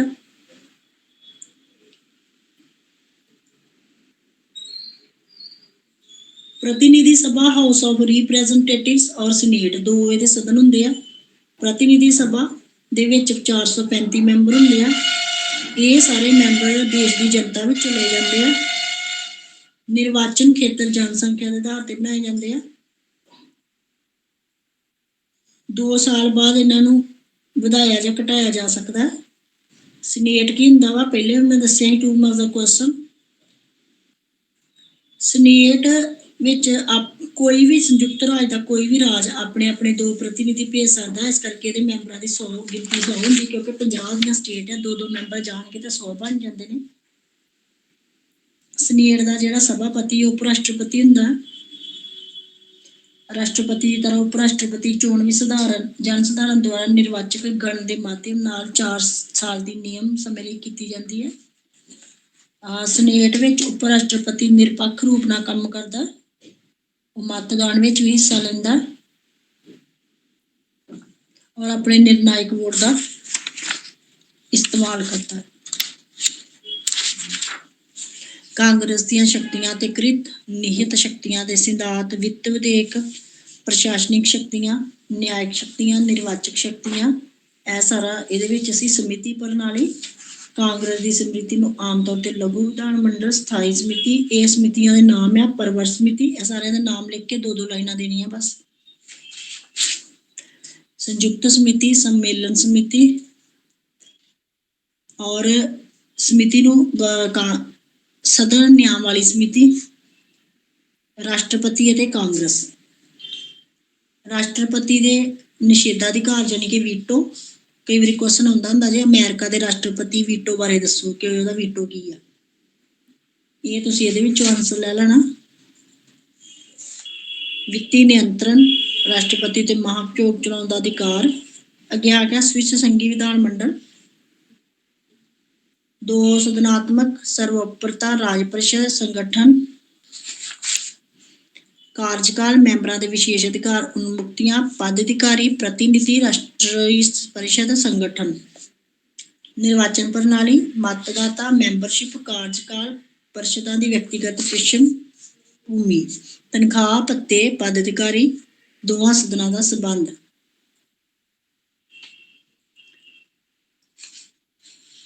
ਸੰਘੀ ਸਭਾ ਦੀਆਂ ਸ਼ਕਤੀਆਂ, ਵਿਧਾਇਕ ਸ਼ਕਤੀਆਂ, ਅਧਿਕਾਰ, ਪ੍ਰਸ਼ਾਸਨਿਕ ਅਧਿਕਾਰ, ਵਿੱਤੀ ਅਧਿਕਾਰ, ਨਿਆਇਕ ਅਧਿਕਾਰ, ਸੰਘੀ ਸਭਾ ਦੀ ਕਾਰਜ ਪ੍ਰਣਾਲੀ। ਹੁਣ ਅੱਗੇ ਆ ਗਿਆ ਫਰਾਂਸ ਤੇ ਰਸ਼ੀਆ ਦੀ ਸੰਸਦ ਕਿਹੋ ਜਿਹੀ ਆ? ਫਰਾਂਸ ਦੀ ਸੰਸਦ ਜਿਹੜੀ ਆ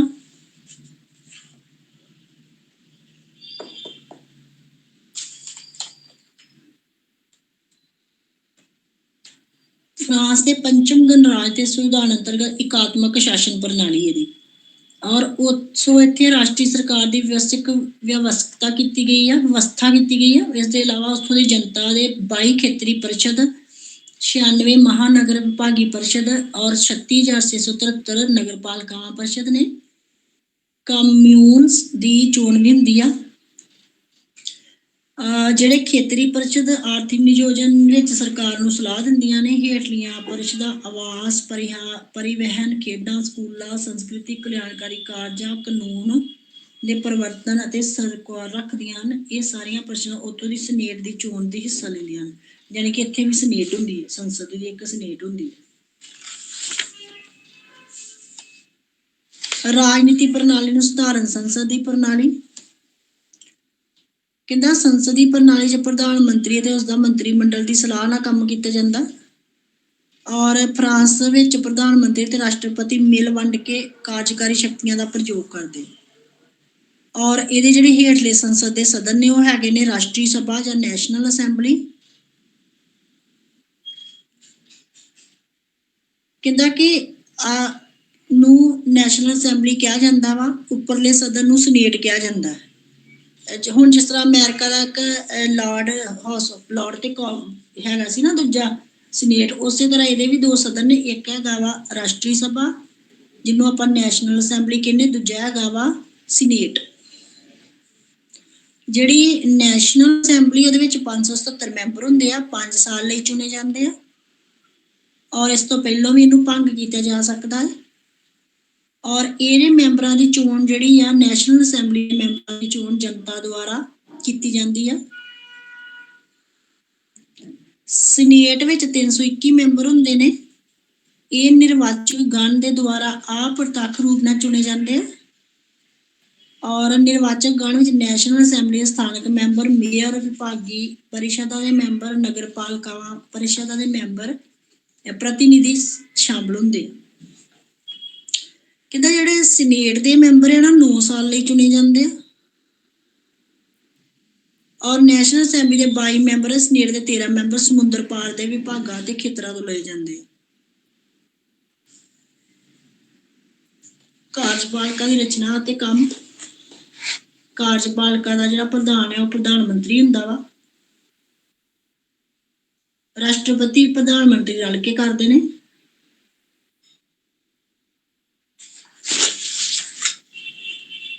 ਰੂਸ ਦੀ ਸੰਸਦ ਆ ਗਈ ਅੱਗੋਂ, ਪੇਜ ਨੰਬਰ 198।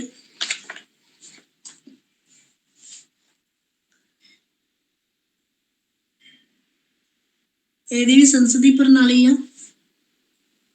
ਇਹਦੇ ਵਿੱਚ ਇੱਕ ਰਾਸ਼ਟਰਪਤੀ ਜਿਹੜਾ ਉਹ ਸ਼ਕਤੀਸ਼ਾਲੀ ਹੁੰਦਾ। ਇਹਦੀ ਵੀ ਸੰਘੀ ਸਭਾ ਹੈ। ਜਿਹੜਾ ਰਾਸ਼ਟਰਪਤੀ ਆ ਉਹ ਰਾਜ ਦਾ ਮੁਖੀ ਹੁੰਦਾ ਹੈ। ਔਰ ਜਨ ਸਧਾਰਨ ਦੇ ਦੁਆਰਾ 4 ਸਾਲ ਲਈ ਚੁਣਿਆ ਜਾਂਦਾ ਹੈ। ਉਸ ਨੂੰ ਲਗਾਤਾਰ 2 ਵਾਰ ਤੋਂ ਅੱਗੋਂ ਨਹੀਂ ਚੁਣਿਆ ਜਾਂਦਾ। ਉਹ ਸੰਵਿਧਾਨ ਦਾ ਸੁਰੱਖਿਅਤ ਹੁੰਦਾ ਹੈ। ਸ਼ਸਤਰ ਸੈਨਾਵਾਂ ਦਾ ਸਰਵ ਉੱਚ ਸੈਨਾਪਤੀ ਵੀ ਹੁੰਦਾ। ਉਹ ਪ੍ਰਧਾਨ ਮੰਤਰੀ ਅਤੇ ਮੰਤਰੀ ਪਰਿਸ਼ਦ ਅਤੇ ਮੰਤਰੀ ਮੰਡਲ ਦੀ ਨਿਯੁਕਤੀ ਕਰਦਾ ਹੈ, ਜਿਸ ਵਿੱਚ ਲਗਭਗ 30 ਮੈਂਬਰ ਹੁੰਦੇ ਆ।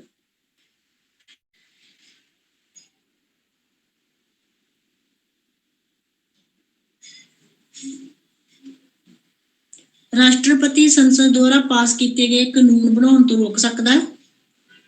ਉਹ ਸੰਘੀ ਸਭਾ ਦੇ ਪ੍ਰਤੀ ਆਪਣੇ ਸਾਲਾਨਾ ਅਭਿਭਾਸ਼ਣ ਕਰ ਸਕਦਾ ਹੈ। ਉਹ ਕੇਂਦਰੀ ਬੈਂਕ ਦਾ ਵੀ ਮੁਖੀ ਆ, ਨਿਆਂਪਾਲਿਕਾ ਦਾ ਮੁਖੀ ਆ।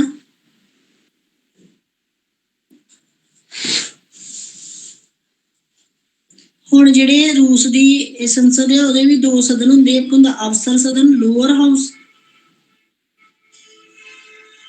ਇਹਨੂੰ ਸਟੇਟ ਡਿਊਮਾ ਵੀ ਕਿਹਾ ਜਾਂਦਾ। ਇਸ ਵਿੱਚ 450 ਮੈਂਬਰ ਹੁੰਦੇ ਨੇ। ਉੱਚਾ ਸਦਨ ਨੂੰ ਸੰਘੀ ਪਰਿਸ਼ਦ ਕਿਹਾ ਜਾਂਦਾ। ਜਿਹੜਾ ਦਾ ਉੱਚਾ ਸਦਨ ਉਹਨੂੰ ਸੰਘੀ ਪਰਿਸ਼ਦ ਕਿਹਾ ਜਾਂਦਾ। ਇੱਕ ਹੈ ਲੋਅਰ ਹਾਊਸ ਜਿਹਨੂੰ ਸਟੇਟ ਕਿਹਾ ਜਾਂਦਾ, ਸਟੇਟ ਡਿਊਮਾ, ਦੂਸਰਾ ਸੰਘੀ ਪਰਿਸ਼ਦ। ਸੰਘੀ ਪਰਿਸ਼ਦ ਵਿੱਚ 178 ਮੈਂਬਰ ਹੁੰਦੇ ਨੇ।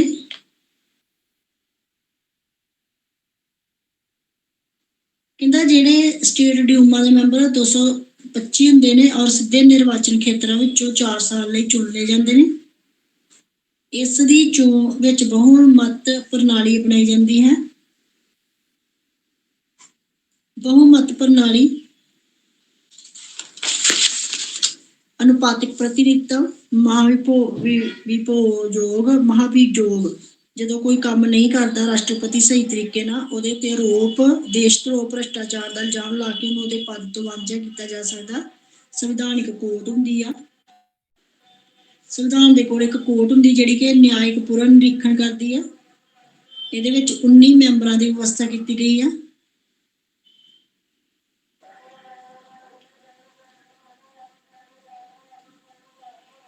ਨਿਆਇਕ ਮੁੜ ਨਿਰੀਖਣ ਆਪਣੇ ਕੀਤੇ ਗਏ ਫੈਸਲੇ ਤੇ ਦੁਬਾਰਾ ਨਿਰੀਖਣ ਕਰ ਸਕਦੀ ਆ। ਚੀਨੀ ਗਣਰਾਜ ਦੀ ਵਿਧਾਨ ਪਾਲਿਕਾ ਸੰਗਠਨ ਅਤੇ ਸੰਰਚਨਾ ਪੁਆਇੰਟ ਜ਼ਰੂਰੀ ਨੇ। ਪ੍ਰਤੀਨਿਧੀਆਂ ਦੀ ਚੋਣ ਕਿਵੇਂ ਹੁੰਦੀ ਆ? ਕਾਰਜਕਾਲ ਕਿੰਨੇ ਸਾਲਾਂ ਦਾ? ਅਧਿਵੇਸ਼ਨ ਮੀਟਿੰਗਾਂ, ਪ੍ਰਤੀਨਿਧੀ, ਪਦ ਅਧਿਕਾਰੀ, ਉਨਮੁਕਤੀਆਂ, ਸ਼ਕਤੀ ਅਤੇ ਕਾਰਜ ਵਿਧੀ ਨਿਰਮਾਣ ਦਾ ਅਧਿਕਾਰ, ਸੰਵਿਧਾਨਿਕ ਸੰਸ਼ੋਧਨ, ਨਿਰਵਾਚਕ ਅਤੇ ਨਿਯੁਕਤੀ, ਆਰਥਿਕ ਅਧਿਕਾਰ, ਪ੍ਰਸ਼ਾਸਨਿਕ ਨਿਯੰਤਰਣ, ਹੋਰ ਅਧਿਕਾਰ। ਬਸ ਇੱਥੇ ਇਕਾਈ ਜਿਹੜੀ ਖਤਮ ਹੋ ਜਾਂਦੀ ਹੈ। ਇਹਦੇ ਵਿੱਚ ਇੰਪੋਰਟੈਂਟ USA ਤੇ UK ਸਪੈਸ਼ਲ ਉਹਦੀ ਮੈਂ ਡਿਟੇਲ ਦਿੱਤੀ ਆ। ਬਾਕੀ ਦੇ ਕੋਈ 2 ਮਾਰਕਸ ਦਾ ਹੀ ਆਏਗਾ ਜਿਹੜਾ ਵੀ ਆਏਗਾ।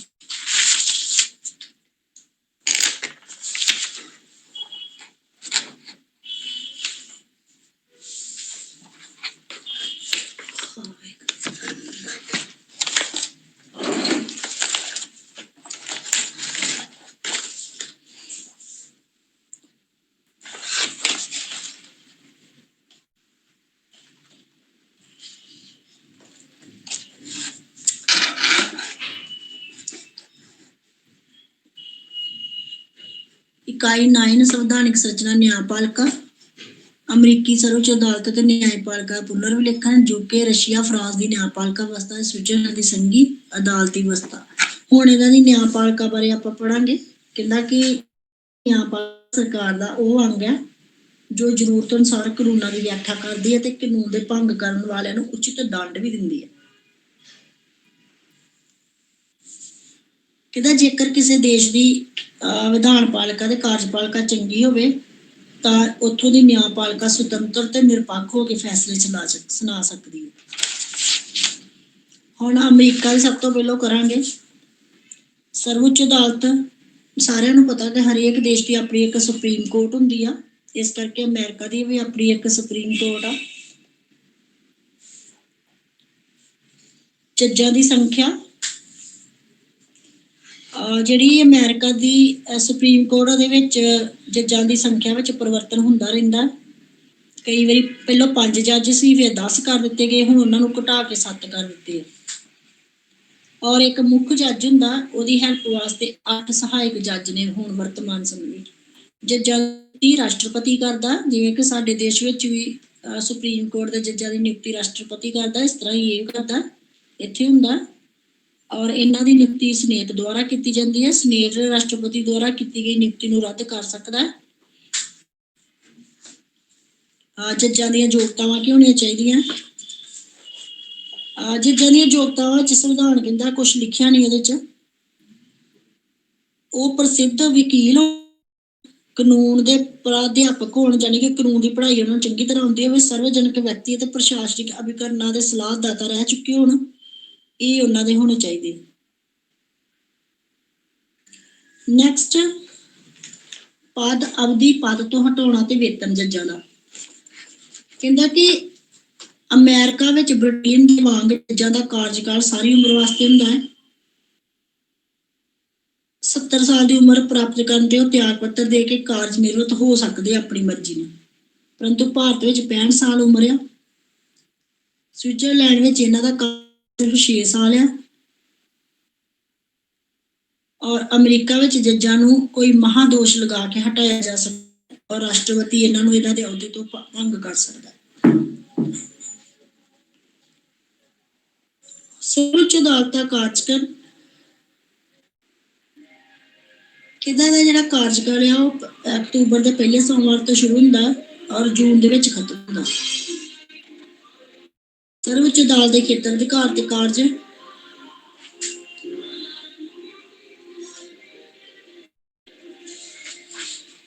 ਇਹਦੇ ਕੋਲ ਇਹ ਮੁਕੱਦਮੇ ਦੇ ਰਾਜਦੂਤ ਕੌਂਸਲਾਂ ਹੋਰ ਰਾਜ ਪ੍ਰਤੀਨਿਧੀਆਂ ਨਾਲ ਸੰਬੰਧਿਤ ਮੁਕੱਦਮੇ ਜਲ ਸੈਨਾ ਸਮੁੰਦਰੀ ਅਧਿਕਾਰ ਇਹ ਸਾਰਾ ਕੁਝ।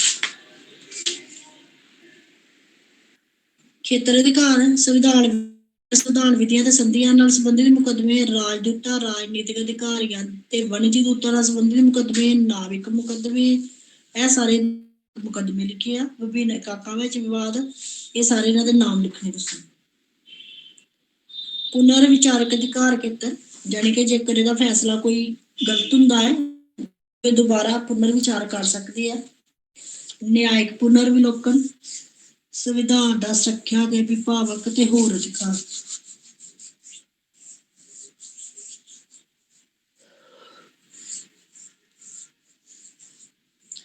ਕਹਿੰਦਾ ਨਿਆਇਕ ਪੁਨਰ ਵਿਲੋਕਨ ਦੇ ਵਿੱਚ ਕੀ ਹੁੰਦਾ ਵਾ ਕਿ ਸਰਵਉੱਚ ਅਦਾਲਤ ਨੂੰ ਸੰਵਿਧਾਨ ਦੁਆਰਾ ਇੱਕ ਮਹੱਤਵਪੂਰਨ ਕੰਮ ਸੌਂਪਿਆ ਗਿਆ, ਉਹ ਹੈ ਵਿਧਾਇਕ ਅਤੇ ਕਾਰਜਪਾਲਿਕਾ ਨੂੰ ਕੰਟਰੋਲ ਕਰਨਾ।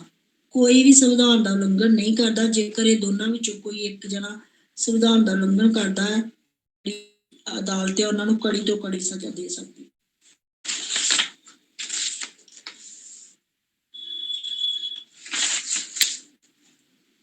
ਅੱਗੇ ਯੂਕੇ, ਫਰਾਂਸ ਤੇ ਰਸ਼ੀਆ ਸੇਮ ਇਤਰੇ ਹੀ ਪੁਆਇੰਟ ਆਉਣੇ ਆ, ਸਿਰਫ ਉਹਨਾਂ ਦਾ ਰਲਦੇ ਮਿਲਦੇ ਹੀ ਇੱਕ ਦੂਜੇ ਨਾਲ।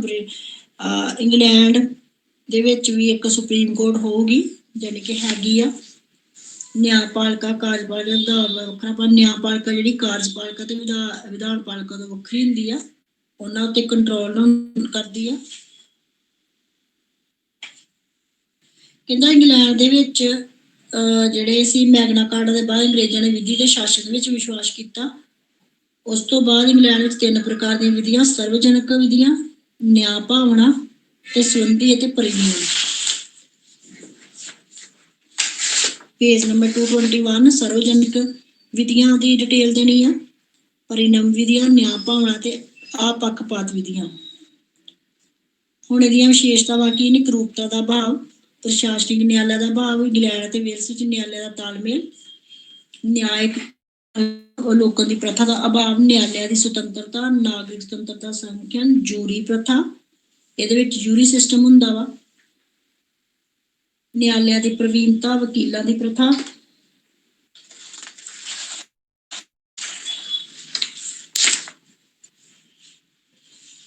ਹੁਣ ਇਹਦੇ ਕਿਹੜੇ ਨੇ ਕੋਈ ਮਾਮਲੇ ਹੁੰਦੇ? ਫੌਜਦਾਰੀ ਤੇ ਦੀਵਾਨੀ, 2 ਤਰ੍ਹਾਂ ਦੇ ਮਾਮਲੇ ਹੁੰਦੇ ਨੇ। ਬਸ ਇੰਨੇ ਹੀ ਪੁਆਇੰਟ ਦੇ ਬਹੁਤ ਨੇ।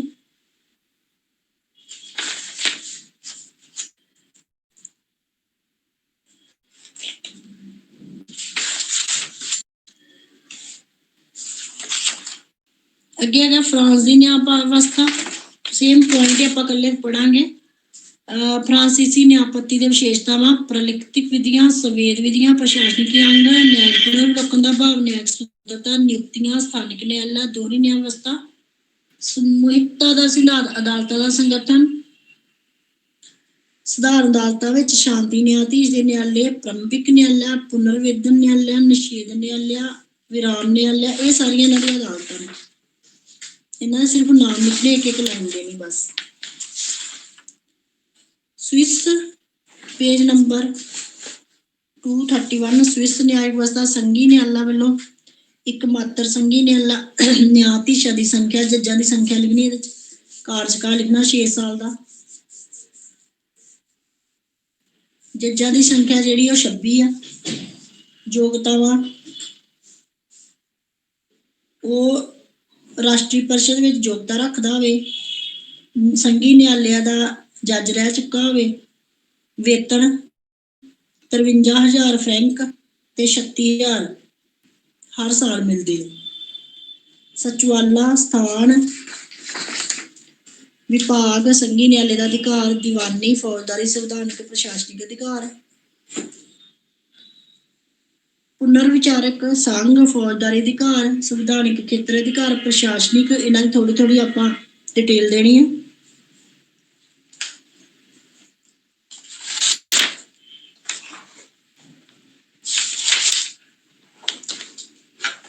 ਨੈਕਸਟ ਇਕਾਈ ਹੈਗੀ ਆ ਦਲੀ ਵਿਵਸਥਾ, ਪੋਲੀਟੀਕਲ ਪਾਰਟੀਜ਼, ਉਹਦੇ ਪ੍ਰਕਾਰ ਤੇ ਕੰਮ।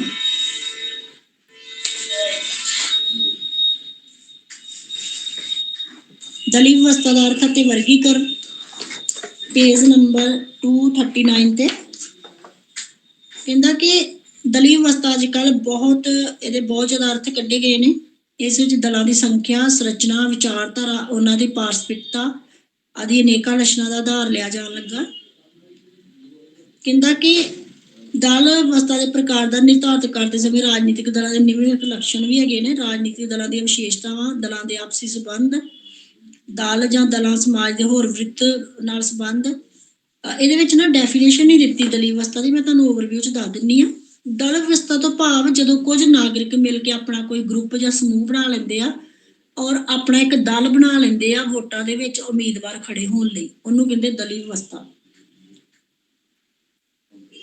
ਦਲੀ ਵਿਵਸਥਾ ਜਿਹੜੀ ਆ ਉਹਦੇ ਵਿੱਚ ਹੁਣ ਜਿਸ ਤਰ੍ਹਾਂ ਕਿ ਕਈ ਦੇਸ਼ਾਂ ਵਿੱਚ ਇੱਕ ਦਲੀ ਪ੍ਰਣਾਲੀ ਚੱਲਦੀ ਆ, ਕਈ ਦੇਸ਼ਾਂ ਵਿੱਚ ਦੋ ਦਲੀ ਤੇ ਕਈ ਦੇਸ਼ਾਂ ਵਿੱਚ ਬਹੁਦਲੀ ਪ੍ਰਣਾਲੀ। ਹੁਣ ਸਾਡੇ ਦੇਸ਼ ਵਿੱਚ ਬਹੁਦਲੀ ਪ੍ਰਣਾਲੀ ਹੈ, ਯਾਨੀ ਕਿ ਪੋਲੀਟੀਕਲ ਪਾਰਟੀਜ਼ ਕਾਫੀ ਗਿਣਤੀ 'ਚ ਨੇ। ਹੁਣ ਇਹਦੇ ਵਿੱਚ ਕੁਐਸਚਨ ਹੁੰਦਾ ਜੇ ਐਲਨ ਬਾਰ ਦਾ ਵਰਗੀਕਰਨ ਕਰੋ। ਐਲਨ ਬਾਰ ਦੇ ਮੁਤਾਬਕ ਦਲੀ ਵਿਵਸਥਾ ਦਾ ਵਰਗੀਕਰਨ, ਉਹਨੇ ਪੁਆਇੰਟ ਦਿੱਤੇ, ਪੁਆਇੰਟ ਮੈਂ ਸਮਝਾ ਦਿੰਦੀ ਤੁਹਾਨੂੰ 241 ਤੇ। ਅਸਪਸ਼ਟ ਦੋ ਦਲੀ ਆਪੱਤੀ। ਕਹਿੰਦਾ ਕਿ ਜਿਹੜਾ ਐਲਨ ਬਾਰ ਸੀ ਉਹਨੇ ਦਲੀ ਵਿਚਾਰਧਾਰਾ ਉੱਤੇ ਘੱਟ ਜ਼ੋਰ ਦਿੱਤਾ ਹੈ।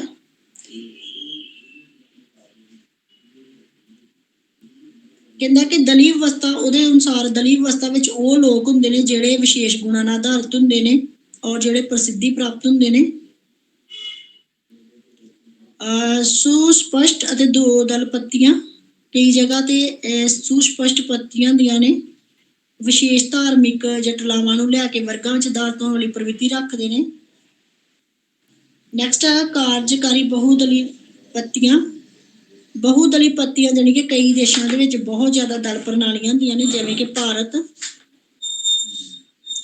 ਇਹ ਦਲ ਪੱਤੀਆਂ ਜਿਹੜੀਆਂ ਹੋਣੀਆਂ ਜ਼ਰੂਰੀ ਆ ਕਿਉਂਕਿ ਇਹਨਾਂ ਦੇ ਨਾਲ ਦੂਸਰੀ ਓਪੋਜੀਸ਼ਨ ਦੀ ਜਿਹੜੀ ਗਵਰਨਮੈਂਟ ਉਹਦੇ ਉੱਤੇ ਕੰਟਰੋਲ ਕਰਦੀਆਂ ਨੇ, ਉਹਨਾਂ ਦਾ ਵਿਰੋਧ ਕਰਦੀਆਂ ਨੇ। ਅਸਥਿਰ ਬਹੁਦਲੀ ਪੱਤੀ, ਕਹਿੰਦਾ ਕਿ ਜਿਹੜੀ ਬਹੁਦਲ ਦੀ ਪੱਤੀ ਆ ਉਹਦੇ ਵਿੱਚ ਅਸਥਿਰਤਾ ਪਾਈ ਜਾਂਦੀ, ਹਮੇਸ਼ਾ ਵਾਸਤੇ ਨਹੀਂ ਰਹਿੰਦੀ। ਪ੍ਰਭਾਵੀ ਦਲ ਪੱਤੀ, ਉਹ ਦਲ ਪੱਤੀਆਂ ਜਿਹੜੀਆਂ ਦੂਸਰਿਆਂ ਉੱਤੇ ਪ੍ਰਭਾਵ ਪਾਉਂਦੀਆਂ ਨੇ। ਜਿਵੇਂ ਕਿ ਭਾਰਤ ਵਿੱਚ ਪਹਿਲੋਂ ਇੱਕ ਹੀ ਦਲ ਸੀ ਕਾਂਗਰਸ ਦਲ, ਉਸ ਤੋਂ ਬਾਅਦ ਹੋਰ ਦਲ ਆਇਆ ਰਾਸ਼ਟਰੀ ਦਲ, ਜਿਹਦੇ ਵਿੱਚ ਹੈਗਾ ਸੀ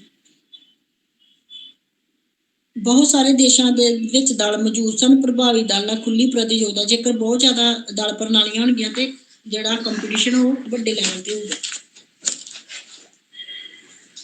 ਮਿਸਰ ਤੋਂ ਲੈ ਕੇ ਤੰਜਾਨੀਆ ਦੇ ਲੋਕਾਂ ਵਿੱਚ ਇੱਕ ਦਲੀ ਪੱਤੀ ਪ੍ਰਣਾਲੀ ਹੈ। ਸਰਵਅਧਿਕਾਰੀ ਦਲ ਪੱਤੀਆਂ, ਕਈ ਪੱਤੀਆਂ ਜਿਹੜੀਆਂ ਉਹਨਾਂ ਦੇ ਕੋਲ ਸਾਰੇ ਅਧਿਕਾਰ ਹੁੰਦੇ, ਸਮਾਜਿਕ, ਆਰਥਿਕ ਤੇ ਰਾਜਨੀਤਿਕ ਵਿੱਚ ਉਹ ਵੱਧ ਚੜ ਕੇ ਹਿੱਸਾ ਲੈਂਦੀਆਂ ਨੇ। ਬਸ ਇੰਨਾ ਸੀ ਇਹਦੇ ਵਿੱਚ।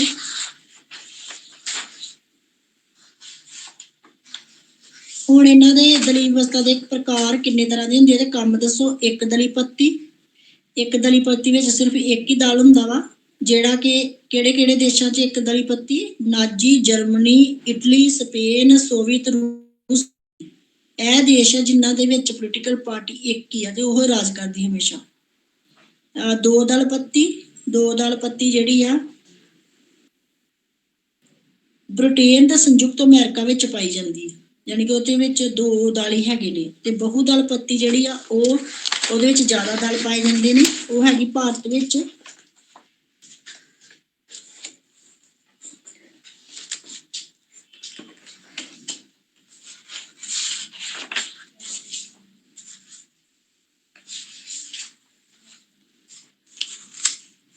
ਹੁਣ ਜੇਕਰ ਕੁਐਸਚਨ ਆ ਜਾਏਗਾ ਦਲ ਪੱਤੀ ਦੇ ਗੁਣ ਤੇ ਅਵਗੁਣ ਦੱਸੋ, ਬਹੁਤ ਵਧੀਆ ਈਜ਼ੀ ਹੈਗੇ। 5 ਗੁਣ ਦੱਸੇ ਇਹਦੇ ਤੇ 10 ਇਹਦੇ 11 ਅਵਗੁਣ ਦੱਸੇ। ਕੋਈ ਵੀ 5 ਤੁਸੀਂ ਅਵਗੁਣ ਲਿਖ ਸਕਦੇ ਹੋ, ਕੋਈ ਵੀ 5 ਤੁਸੀਂ ਗੁਣ ਲਿਖ ਸਕਦੇ ਹੋ, ਬਹੁਤ ਈਜ਼ੀ ਹੈ।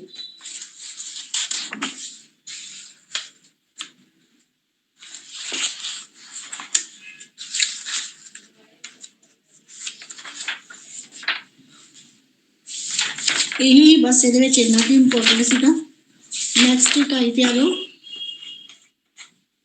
ਦਬਾਅ ਸਮੂਹ। ਅੱਗੇ ਵੀ ਆਪਾਂ ਪੜ੍ਹਿਆ ਕਿ ਦਬਾਅ ਸਮੂਹ ਜਿਹੜਾ ਵਾ ਉਹ ਲੋਕਤੰਤਰ ਦਾ ਨਿਖੜਵਾ ਅੰਗ ਆ। ਜਿੱਥੇ ਲੋਕਤੰਤਰੀ ਦੇਸ਼ਾਂ ਵਿੱਚ ਰਾਜਨੀਤਿਕ ਪ੍ਰਣਾਲੀਆਂ ਵਿਕਾਸ ਕਰਦੀਆਂ, ਉੱਥੇ ਇਹ ਦਬਾਅ ਸਮੂਹ ਵੀ ਵਿਕਾਸ ਕਰਦੇ ਆ। ਔਰ ਜਿਹੜੇ ਦਬਾਅ ਸਮੂਹ ਨੇ ਉਹਨਾਂ ਦੀ ਭੂਮਿਕਾ ਜਿਹੜੀ ਰਾਜਨੀਤੀ ਵਿੱਚ ਬਹੁਤ ਜ਼ਿਆਦਾ ਮਹੱਤਵਪੂਰਨ ਭੂਮਿਕਾ ਹੈ, ਕਿਉਂਕਿ ਜਦੋਂ ਉਹਨਾਂ ਨੂੰ ਲੱਗੇ ਕਿ ਸਰਕਾਰ ਉਹਨਾਂ ਦੇ ਖਿਲਾਫ ਨੀਤੀਆਂ ਤਿਆਰ ਕੀਤੀਆਂ ਜਾਂ ਸਰਕਾਰ ਦੁਆਰਾ ਬਣਾਈਆਂ ਗਈਆਂ ਨੀਤੀਆਂ ਉਹਨਾਂ ਨੂੰ ਪਸੰਦ ਨਹੀਂ ਹੁੰਦੀਆਂ, ਦਬਾਅ ਸਮੂਹਾਂ ਤੋਂ ਸਰਕਾਰ ਦੀਆਂ ਨੀਤੀਆਂ ਨੂੰ ਬਦਲਾਉਣ ਵਾਸਤੇ ਧਰਨੇ ਲਾਉਂਦੇ, ਹੜਤਾਲਾਂ ਕਰਦੇ ਆ ਔਰ ਸਰਕਾਰ ਦਾ ਵਿਰੋਧ ਕਰਦੇ ਆ। ਇਸ ਕਰਕੇ ਸਰਕਾਰ ਦੇ ਉੱਤੇ ਦਬਾਅ ਪਾਉਂਦੇ ਆ ਤਾਂ ਕਿ ਉਹ ਉਹਨਾਂ ਜਿਹੜੀਆਂ ਬਣਾਈਆਂ ਗਈਆਂ ਨੀਤੀਆਂ ਨੂੰ ਬਦਲ ਸਕੇ। ਦਬਾਅ ਸਮੂਹ ਦਾ ਅਰਥ ਇਹ ਮੈਂ ਤੁਹਾਨੂੰ ਹੁਣੇ ਅਰਥ ਦੱਸ ਦਿੱਤਾ ਕਿ ਸਾਰੇ ਸਮਾਜਾਂ ਵਿੱਚ ਦਬਾਅ ਸਮੂਹ ਪਾਏ ਜਾਂਦੇ ਆ। ਦਬਾਅ ਸਮੂਹ ਵਿੱਚ ਕੌਣ ਕੌਣ ਹੁੰਦੇ ਨੇ? ਮਜ਼ਦੂਰ, ਕਿਸਾਨ, ਉਦਯੋਗਪਤੀ, ਅਧਿਆਪਕ, ਵਪਾਰੀ। ਇਹ ਆਪਣੇ ਹਿੱਤਾਂ ਦੀ ਰੱਖਿਆ ਵਾਸਤੇ ਆਪਣੇ ਸਮੂਹ ਬਣਾ ਲੈਂਦੇ ਆ ਤਾਂ ਕਿ ਸਰਕਾਰ ਇਹਨਾਂ ਨਾਲ ਕੋਈ ਵੀ ਸ਼ੋਸ਼ਣ ਨਾ ਕਰ ਸਕੇ ਇਹਨਾਂ ਦੇ।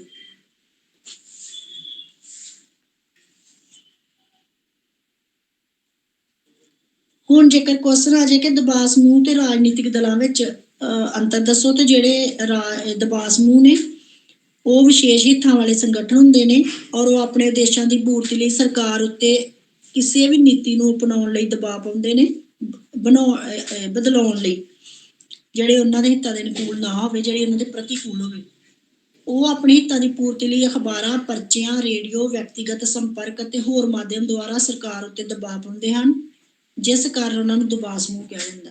ਔਰ ਜੇਕਰ ਰਾਜਨੀਤਿਕ ਦਲ ਦਾ ਆਪਾਂ ਲਈਏ ਤੇ ਉਹਦਾ ਦਾ ਉਦੇਸ਼ ਹੁੰਦਾ ਸੱਤਾ ਪ੍ਰਾਪਤ ਕਰਨਾ। ਉਸ ਦੇ ਮਾਧਿਅਮ ਨਾਲ ਉਹ ਆਪਣੀਆਂ ਨੀਤੀਆਂ ਤੇ ਪ੍ਰੋਗਰਾਮਾਂ ਨੂੰ ਲਾਗੂ ਕਰਦੇ ਨੇ, ਜਦੋਂ ਕਿ ਦਬਾਅ ਗੁੱਟਾਂ ਦਾ ਉਦੇਸ਼ ਹੁੰਦਾ ਸੱਤਾ ਨੂੰ ਪ੍ਰਾਪਤ ਕਰਨਾ ਨਹੀਂ। ਉਹਨਾਂ ਦਾ ਉਦੇਸ਼, ਜਿਹੜੇ ਦਬਾਅ ਗੁੱਟ ਉਹਨਾਂ ਦਾ ਉਦੇਸ਼ ਸੱਤਾ ਪ੍ਰਾਪਤ ਕਰਨਾ ਨਹੀਂ ਹੁੰਦਾ, ਸਗੋਂ ਆਪਣੇ ਹਿੱਤਾਂ ਦੀ ਰੱਖਿਆ ਕਰਨੀ ਹੁੰਦੀ ਹੈ। ਇਸ ਕਰਕੇ ਇਹਨਾਂ 'ਚ ਫਰਕ ਆ।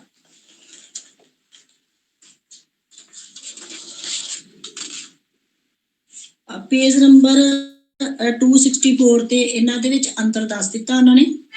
ਓਵਰਵਿਊ 'ਚ ਤੁਹਾਨੂੰ ਮੈਂ ਅੰਤਰ ਦੱਸਦਾ, ਕੁਝ ਪੁਆਇੰਟ ਇਹਦੇ ਵਿੱਚ ਵੀ ਲਿਖੇ ਹੁੰਦੇ ਆ ਕਿ ਜਿਹੜੇ ਦਬਾਅ ਸਮੂਹ ਆ ਉਹ ਰਾਜਨੀਤਿਕ ਪ੍ਰਕਿਰਿਆ ਦੇ ਅੰਗ ਨਹੀਂ ਹੁੰਦੇ, ਕਿਉਂਕਿ ਉਹ ਵੱਖਰੇ ਹੁੰਦੇ ਨੇ, ਰਾਜਨੀਤੀ ਨਾਲ ਉਹਨਾਂ ਨੂੰ ਕੋਈ ਮਤਲਬ ਨਹੀਂ ਹੁੰਦਾ। ਔਰ ਜਿਹੜੇ ਰਾਜਨੀਤਿਕ ਦਲ ਆ ਉਹਨਾਂ ਦਾ ਕੰਮ ਹੁੰਦਾ ਸੱਤਾ ਲੈਣੀ ਔਰ ਕੀ ਉਹਨੂੰ ਕਹਿੰਦੇ ਆਪਣੀ ਸਰਕਾਰ ਚਲਾਉਣੀ, ਨੀਤੀਆਂ ਬਣਾਉਣੀਆਂ। ਜਿਹੜੇ ਰਾਜਨੀਤਿਕ ਦਲ ਆ ਉਹ ਰਾਸ਼ਟਰ ਵਿਆਪੀ ਹੁੰਦੇ ਆ ਤੇ ਦਬਾਅ ਸਮੂਹ ਦਾ ਸਰੂਪ ਜਿਹੜਾ ਰਾਸ਼ਟਰ ਵਿਆਪੀ ਹੁੰਦਾ, ਪਰ ਆਪਣੇ ਆਪਣੇ ਹਿੱਤਾਂ ਵਾਸਤੇ ਸਿਰਫ ਉਹ ਲੜਦੇ ਆ, ਦੂਸਰਿਆਂ ਨਾਲ ਉਹਨਾਂ ਨੂੰ ਕੋਈ ਮਤਲਬ ਨਹੀਂ ਹੁੰਦਾ। ਰਾਜਨੀਤਿਕ ਦਲ ਦਾ ਕੰਮ ਹੁੰਦਾ ਵਾ ਕਿ ਚੋਣਾਂ ਵਿੱਚ ਖੜੇ ਹੋਣਾ, ਔਰ ਜਿਹੜੇ ਦਬਾਅ ਸਮੂਹ ਆ ਉਹਨਾਂ ਦਾ ਕੰਮ ਹੁੰਦਾ ਆਪਣੀ ਪਸੰਦ ਦੇ ਉਮੀਦਵਾਰਾਂ ਨੂੰ ਜਿਤਾਉਣਾ। ਜੇਕਰ ਪੇਜ ਨੰਬਰ 266 ਤੇ ਕੁਐਸਚਨ ਹੈ ਦਬਾਅ ਸਮੂਹਾਂ ਦੀ ਭੂਮਿਕਾ ਬਹੁਤ ਅਹਿਮ ਹੈ ਰਾਜਨੀਤੀ ਵਿੱਚ। ਇਹ ਆਪਣੇ ਹਿੱਤਾਂ ਦੀ ਰਾਖੀ ਵਾਸਤੇ ਬਹੁਤ ਤਰ੍ਹਾਂ ਦਾ ਸਹਾਰਾ ਲੈਂਦੇ ਆ, ਜਿਵੇਂ ਕਿ ਪ੍ਰਾਰਥਨਾ ਪਹਿਲੋਂ ਕਰਦੇ ਆ, ਬੇਨਤੀ ਕਰਦੇ ਸਰਕਾਰ ਅੱਗੇ, ਫਿਰ ਸੌਦੇਬਾਜ਼ੀ ਵੀ ਕਰਨ ਨੂੰ ਤਿਆਰ ਹੋ ਜਾਂਦੇ ਆ ਔਰ ਪ੍ਰਤੱਖ ਕਾਰਵਾਈ ਵੀ ਕਰਦੇ ਆ, ਯਾਨੀ ਕਿ ਸੰਘਰਸ਼ ਵੀ ਕਰਦੇ ਆ। ਜਿਸ ਤਰ੍ਹਾਂ ਧਰਨੇ ਲਾਉਣੇ, ਸਰਕਾਰ ਦੇ ਪੁਤਲੇ ਸਾੜਨੇ, ਇਹ ਇਹਨਾਂ ਦਾ ਕੰਮ ਹੁੰਦਾ।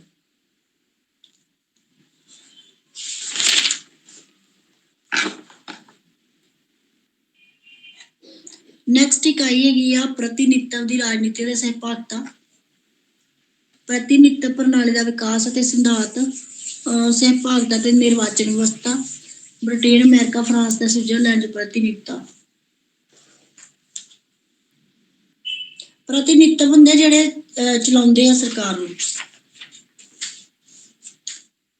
ਪ੍ਰਤੀਨਿਧੀ ਦੀ ਕਲਪਨਾ ਆਧੁਨਿਕ ਆ। ਹਰੇਕ ਲੋਕਤੰਤਰੀ ਸਰਕਾਰ ਵਿੱਚ ਪ੍ਰਤੀਨਿਧੀ ਹੁੰਦੇ ਆ ਜਿਹੜੇ ਕਿ ਉੱਥੋਂ ਦੀ ਸਰਕਾਰ ਨੂੰ ਚਲਾਉਂਦੇ ਨੇ ਔਰ ਉਹਨਾਂ ਪ੍ਰਤੀਨਿਧੀਆਂ ਨੂੰ ਜਨਤਾ ਦੁਆਰਾ ਚੁਣਿਆ ਜਾਂਦਾ, ਉਹਨੂੰ ਕਹਿੰਦੇ ਪ੍ਰਤੀਨਿਧਤਵ।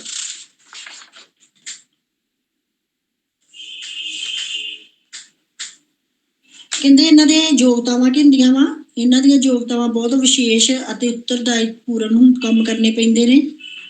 ਇਹਨਾਂ ਨੂੰ ਬਹੁਤ ਔਖੇ ਕਾਨੂੰਨਾਂ ਦਾ ਨਿਰਮਾਣ ਕਰਨਾ ਪੈਂਦਾ। ਇਹਨਾਂ ਨੂੰ ਇਸ ਤਰ੍ਹਾਂ ਦੇ ਕੰਮ ਕਰਨੇ ਪੈਂਦੇ ਪ੍ਰਤੀਨਿਧੀਆਂ ਨੂੰ ਕਿ ਜਿਹਦੇ ਨਾਲ ਸ਼ਾਸਨ ਜਿਹੜਾ ਸਹੀ ਚੱਲੇ ਅਤੇ ਕੁਸ਼ਲ ਤਰੀਕੇ ਨਾਲ ਚੱਲੇ। ਇਹਨਾਂ ਦੇ ਵਿੱਚ 3 ਗੁਣ ਹੋਣੇ ਚਾਹੀਦੇ ਆ।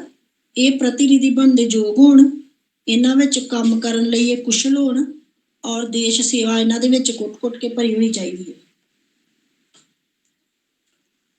ਨਾਗਰਿਕਤਾ, ਇਹ ਆਪਣੇ ਦੇਸ਼ ਦੇ ਨਾਗਰਿਕ ਹੋਣੇ ਚਾਹੀਦੇ ਆ, ਤਾਂ ਹੀ ਇਹ ਪ੍ਰਤੀਨਿਧੀ ਦੇ ਤੌਰ ਤੇ ਖੜੇ ਹੋ ਸਕਦੇ ਚੋਣਾਂ 'ਚ। ਉਮਰ, ਇਹਨਾਂ ਦੀ ਉਮਰ 25 ਸਾਲ ਹੋਣੀ ਚਾਹੀਦੀ ਆ, 25 ਤੋਂ ਲੈ ਕੇ 30 ਸਾਲ ਦੇ ਵਿੱਚ ਹੋਣੀ ਚਾਹੀਦੀ ਆ ਲੋਕ ਸਭਾ ਦੇ ਮੈਂਬਰਾਂ ਦੀ, ਔਰ ਜਿਹੜੇ ਰਾਜ ਸਭਾ ਦੇ ਮੈਂਬਰ ਉਹਨਾਂ ਦੀ ਉਮਰ 30 ਸਾਲ ਤੋਂ ਉੱਪਰ ਹੋਣੀ ਚਾਹੀਦੀ।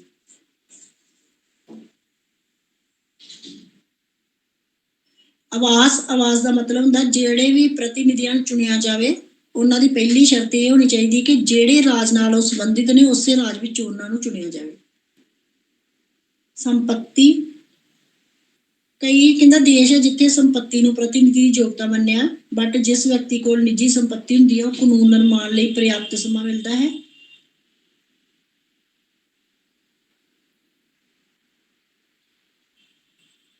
ਬਿਨਾਂ ਮਿਹਨਤਾਨੇ, ਕਿਉਂਕਿ ਜਿਹੜਾ ਅਮੀਰ ਆਦਮੀ ਹੋਊਗਾ ਉਹ ਮਿਹਨਤਾਨੇ ਤੋਂ ਬਿਨਾਂ ਵੀ ਰਾਜ ਕਰਦਾ, ਇਸ ਕਰਕੇ ਸੰਪत्ति ਨੂੰ ਪਹਿਲਾਂ ਮਹੱਤਵਪੂਰਨ ਮੰਨਿਆ ਗਿਆ ਸੀ, ਬਟ ਅੱਜ ਕੱਲ ਨਹੀਂ।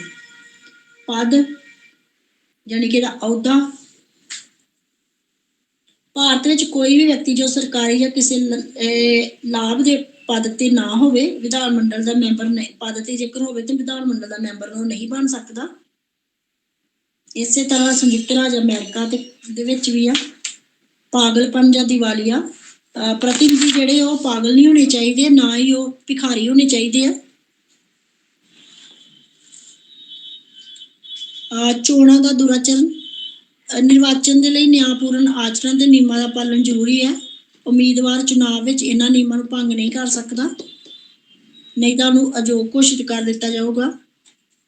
ਧਰਮ, ਕਈ ਦੇਸ਼ਾਂ ਵਿੱਚ ਧਰਮ ਨੂੰ ਪ੍ਰਤੀਨਿਧੀ ਯੋਗਤਾ ਮੰਨਿਆ ਜਾਂਦਾ, ਬਟ ਇੰਗਲੈਂਡ ਵਿੱਚ ਗਿਰਜਾ ਘਰ ਦੇ ਅਧਿਕਾਰੀ, ਮੰਤਰੀ, ਰੋਮਨ ਕੈਥੋਲਿਕ ਅਤੇ ਪਾਦਰੀ ਲੋਕ ਸਭਾ ਦੇ ਮੈਂਬਰ ਨਹੀਂ ਹੁੰਦੇ। ਪਾਕਿਸਤਾਨ ਵਿੱਚ ਇੱਕ ਮੁਸਲਮਾਨ ਹੀ ਰਾਸ਼ਟਰਪਤੀ ਹੋ ਸਕਦਾ। ਇਹਨਾਂ ਦੇ ਵਿਸ਼ੇਸ਼ ਅਧਿਕਾਰ ਤੇ ਕਰਤੱਵ, ਪਹਿਲਾ ਅਧਿਕਾਰ ਕਿ ਇਹਨਾਂ ਨੇ ਸੰਵਿਧਾਨ ਦੇ ਅਨੁਸਾਰ ਇਹਨਾਂ ਦੀ ਸ਼ਰਧਾ ਤੇ ਨਿਸ਼ਠਾ ਹੋਣੀ ਚਾਹੀਦੀ ਹੈ, ਸਾਰੇ ਕੰਮ ਇਹਨਾਂ ਨੇ ਸੰਵਿਧਾਨ ਦੇ ਅਨੁਸਾਰ ਕਰਨੇ ਆ। ਜੇਕਰ ਇਹ ਭਾਸ਼ਣ ਦਿੰਦੇ, ਇਹਨਾਂ ਦੇ ਭਾਸ਼ਣ ਦੇਣ ਉੱਤੇ ਕੋਈ ਕਾਰਵਾਈ ਨਹੀਂ ਹੁੰਦੀ, ਔਰ ਇਹਨਾਂ ਨੂੰ ਅਧਿਵੇਸ਼ਨ ਸਮੇਂ ਵਿੱਚ ਆਮ ਤੌਰ ਤੇ ਉਹਨਾਂ ਨੂੰ ਗ੍ਰਿਫਤਾਰ ਨਹੀਂ ਕੀਤਾ ਜਾ ਸਕਦਾ।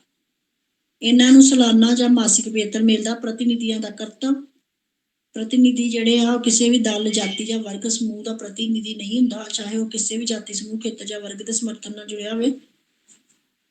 ਫਿਰ ਚੁਣੇ ਜਾਣ ਤੋਂ ਬਾਅਦ ਹੀ ਉਹ ਪੂਰੇ ਰਾਸ਼ਟਰ ਦਾ ਪ੍ਰਤੀਨਿਧੀ ਬਣ ਜਾਂਦਾ। ਸਹਿਭਾਗਤਾ ਦਾ ਮਤਲਬ ਹੁੰਦਾ ਜਨਤਾ ਦੀ ਭਾਗੀਦਾਰੀ।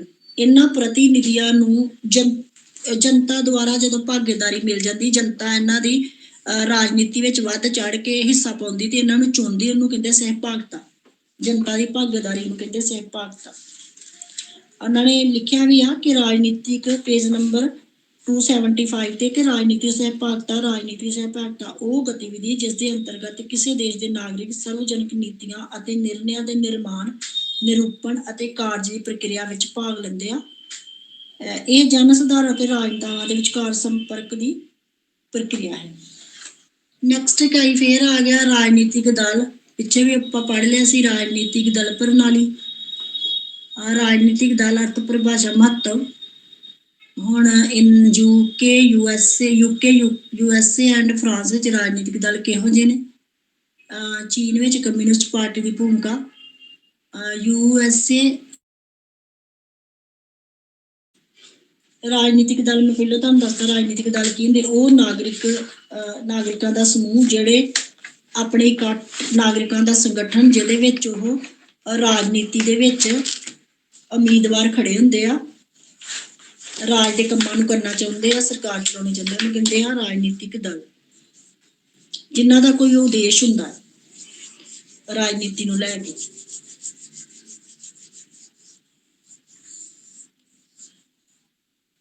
ਇਹ ਜਿਹੜੇ ਰਾਜਨੀਤਿਕ ਦਲ ਨੇ ਆਪਣੇ ਵਿਚਾਰਾਂ ਦਾ ਪ੍ਰਚਾਰ ਕਰਕੇ ਜਨਤਾ ਨੂੰ ਆਪਣੇ ਭਗਤ ਬਣਾ ਲੈਂਦੇ ਆ, ਔਰ ਆਪਣੇ ਵਿਚਾਰਾਂ ਦੇ ਅਨੁਸਾਰ ਹੀ ਆਪਣੀ ਸਰਕਾਰ ਦਾ ਨਿਰਮਾਣ ਕਰਦੇ ਆ। ਜਿਵੇਂ ਧਾਰਮਿਕ ਸੰਗਠਨ, ਵਿਵਹਾਰਿਕ ਸੰਗਠਨ, ਜਾਤੀ ਸੰਗਠਨ, ਸੰਸਕ੍ਰਿਤੀ ਸੰਗਠਨਾਂ ਨੂੰ ਆਪਣੇ ਹੱਕ ਵਿੱਚ ਲੈ ਲੈਂਦੇ ਆ। ਪਰ ਇਹਨਾਂ ਸੰਗਠਨਾਂ ਨੂੰ ਅਸੀਂ ਦਲ ਨਹੀਂ ਕਵਾਂਗੇ। ਇਹ ਸੰਗਠਨ ਰਾਜਨੀਤੀ ਵਿੱਚ ਹਿੱਸਾ ਜ਼ਰੂਰ ਲੈਂਦੇ ਨੇ। ਪਰਿਭਾਸ਼ਾ ਇਹਦੇ ਵਿੱਚ ਐਂਡਬਰਗ ਦੀ ਪਰਿਭਾਸ਼ਾ ਵਾ ਰਾਜਨੀਤਿਕ ਦਲਾਂ ਵਿੱਚ। ਰਾਜਨੀਤਿਕ ਦਲ ਉਹਨਾਂ ਮਨੁੱਖਾਂ ਦਾ ਸਮੂਹ ਹੈ ਜੋ ਕੁਝ ਨਿਸ਼ਚਿਤ ਸਿਧਾਂਤਾਂ ਦੇ ਆਧਾਰ ਉੱਤੇ, ਜਿਨ੍ਹਾਂ ਨਾਲ ਉਹ ਸਹਿਮਤ ਹਨ, ਆਪਣੇ ਸੰਯੁਕਤ ਯਤਨਾਂ ਨਾਲ ਰਾਸ਼ਟਰੀ ਹਿੱਤ ਨੂੰ ਅੱਗੇ ਵਧਾਉਣ ਦੇ ਲਈ ਸੰਗਠਿਤ ਹੁੰਦੇ ਹਨ। ਇਹਦੇ ਵਿੱਚ ਨਾਗਰਿਕਾਂ ਦੇ ਆਪਣੇ ਹਿੱਤ ਨਹੀਂ ਹੁੰਦੇ, ਸਗੋਂ ਰਾਸ਼ਟਰੀ ਹਿੱਤ ਹੁੰਦੇ ਨੇ। ਇੱਥੇ ਬਰਕ ਨੇ 3 ਜ਼ਰੂਰੀ ਤੱਤਾਂ ਤੇ ਜ਼ੋਰ ਦਿੱਤਾ: ਉਦੇਸ਼, ਰਾਸ਼ਟਰੀ ਹਿੱਤ ਦਾ ਸਾਧਨ, ਸਿਧਾਂਤ ਅਤੇ ਸੰਗਠਨ। ਇਹ 3 ਚੀਜ਼ਾਂ ਮਿਲ ਕੇ ਦਲ ਦੀ ਹੋਂਦ ਬਣਾਉਂਦੀਆਂ, ਦਲ ਬਣਾਉਂਦੀਆਂ। ਹੋਰ ਵੀ ਹੈਗੀਆਂ ਨੇ ਡੈਫੀਨੇਸ਼ਨਸ, ਬਟ ਇਹ ਸਭ ਤੋਂ ਈਜ਼ੀ ਸੀਗੀ। ਗਿਲਕਰਾਈਟ ਦੀ ਇੱਕ ਡੈਫੀਨੇਸ਼ਨ ਇਸੇ ਪੇਜ ਤੇ, ਪੇਜ ਨੰਬਰ 285, ਕਿ ਰਾਜਨੀਤਿਕ ਦਲ ਵਿਅਕਤੀਆਂ ਦੇ ਉਸ ਸਮੁਦਾਇ ਨੂੰ ਕਹਿੰਦੇ ਆ ਜਿਸ ਦੇ ਮੈਂਬਰਾਂ ਦੇ ਰਾਜਨੀਤਿਕ ਵਿਚਾਰ ਇੱਕੋ ਜਿਹੇ ਹੁੰਦੇ ਹਨ। ਯਾਨੀ ਕਿ ਜਿੰਨਾ ਵੀ ਇਹਨਾਂ ਸਮੂਹ ਸੰਗਠਨ, ਸਾਰਿਆਂ ਦੇ ਵਿਚਾਰ ਸੇਮ ਹੋਣ। ਇੱਕ ਵਿਅਕਤੀ ਦਾ ਰਾਜਨੀਤਿਕ ਦਲ ਨਹੀਂ ਹੋ ਸਕਦਾ ਜੋ ਇੱਕ ਰਾਜਨੀਤਿਕ ਇਕਾਈ ਦੀ ਤਰ੍ਹਾਂ ਕੰਮ ਕਰਕੇ ਸਰਕਾਰ ਨੂੰ ਨਿਯੰਤਰਣ ਕਰਨ ਦੀ ਕੋਸ਼ਿਸ਼ ਕਰਦਾ ਹੈ। ਰਾਜਨੀਤਿਕ ਦਲਾਂ ਦਾ ਮਹੱਤਵ, ਇਹਦੇ 'ਚ ਆਪਾਂ ਲਿਖਾਂਗੇ ਕਿ ਹਾਂ, ਰਾਜਨੀਤਿਕ ਦਲਾਂ ਦਾ ਲੋਕਤੰਤਰੀ ਪ੍ਰਣਾਲੀ ਵਿੱਚ ਬਹੁਤ ਜ਼ਿਆਦਾ ਮਹੱਤਵ ਹੈ, ਕਿਉਂਕਿ ਲੋਕਤੰਤਰੀ ਪ੍ਰਣਾਲੀ ਦਾ ਜੇ ਵਿਕਾਸ ਕਰਨਾ ਹੈ ਤੇ ਉਹਦੇ ਵਿੱਚ ਰਾਜਨੀਤਿਕ ਦਲ ਜਿਹੜੇ ਹੋਣੇ ਚਾਹੀਦੇ ਆ, ਤਾਂ ਹੀ ਸਰਕਾਰ ਆਪਣੇ ਆਪਣੇ ਸਮੇਂ ਤੇ ਵਧੀਆ ਕੰਮ ਕਰਨਗੀਆਂ।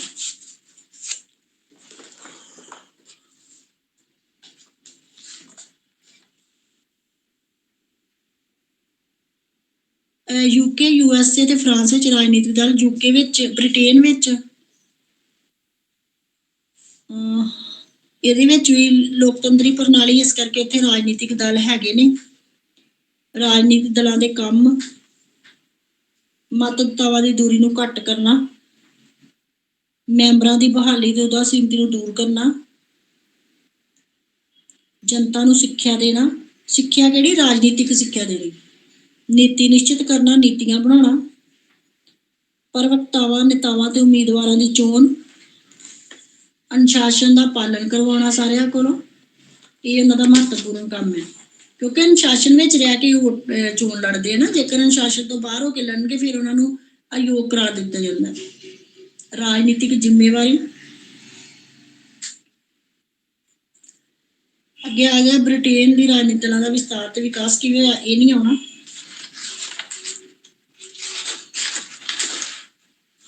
ਨੈਕਸਟ ਆ ਜਾਓ ਤੁਸੀਂ,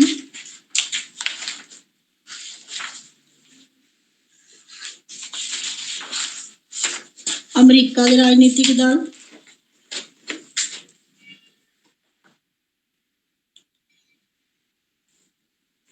ਅਮਰੀਕਾ ਦੇ ਵਿੱਚ ਵੀ ਰਾਜਨੀਤਿਕ ਦਲ ਪਾਏ ਜਾਂਦੇ ਨੇ, 2 ਹੀ ਦਲ ਹੁੰਦੇ ਇਹਦੇ ਵਿੱਚ ਵੀ।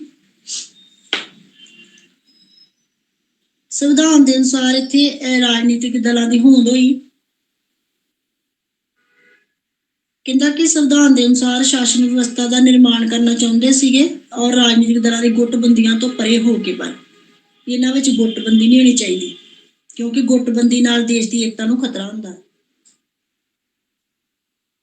ਉਹਨਾਂ ਦੇ ਅਨੁਸਾਰ ਰਾਜਨੀਤਿਕ ਦਲ ਜਿਹੜੇ ਕਲੇਸ਼ ਪਾਉਂਦੇ ਆ, ਫੁੱਟ ਪਾਉਂਦੇ, ਛਲ ਕਪਟ ਰੱਖਦੇ ਨੇ। ਹੁਣ ਇਹਦੇ ਵਿੱਚ ਹੈਗਾ ਰਿਪਬਲਿਕ ਦਾ ਆਗਮਨ। 2 ਗੁੱਟ ਨੇ, ਦੋਨਾਂ ਵਿੱਚ ਮਤਭੇਦ ਪਾਏ ਜਾਂਦੇ। ਇੱਕ ਹੈਗਾ ਜੇਫਰਸਨ ਅਤੇ ਹੈਮਿਲਟਨ, ਦੂਸਰਾ ਹੈਗਾ ਏਲੀਅਨ ਤੇ ਸੈਡੀਸਨ ਐਕਟ।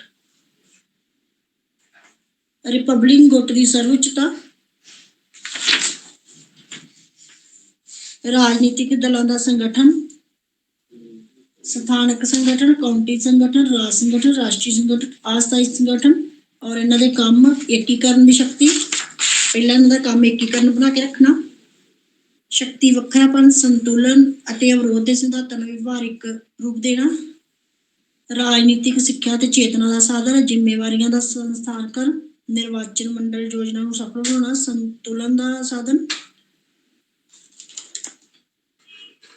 ਫਰਾਂਸ ਦੇ ਵਿੱਚ ਇੱਕ ਦਲ ਹੈ ਸਾਮਵਾਦੀ ਦਲ, ਸਾਮਿਆਵਾਦੀ ਦਲ, ਸਾਮਰਾਜਵਾਦੀ ਦਲ, ਲੋਕਪ੍ਰਿय ਗਣਤੰਤਰੀ ਅੰਦੋਲਨ, ਵਾਮਪੰਥੀ ਗਣਤੰਤਰਵਾਦੀ ਸੰਘ ਔਰ ਸੁਤੰਤਰਤਾ ਸਮਰਥਕ ਗਣਤੰਤਰਵਾਦੀ। ਜੇਕਰ ਤੁਹਾਨੂੰ 2 ਮਾਰਕਸ ਦਾ ਕੁਐਸਚਨ ਆ ਜਾਏ ਫਰਾਂਸ ਦਾ, ਫਿਰ ਆ 5 ਦੇ ਸਿਰਫ ਨਾਮ ਲਿਖਣੇ। ਦੂਸਰਾ ਹੈਗਾ ਚੀਨ ਵਿੱਚ ਇੱਕ ਹੀ ਦਲ ਆ, ਇਸ ਕਰਕੇ ਉਹਦੇ ਕੰਮ ਲਿਖਣਗੇ। ਕ੍ਰਾਂਤੀ ਦਾ ਨੇਤਾ ਤੇ ਰੱਖਿਅਕ, ਪ੍ਰੇਰਕ, ਆਦਰਸ਼ ਅਤੇ ਸਿੱਖਿਅਕ।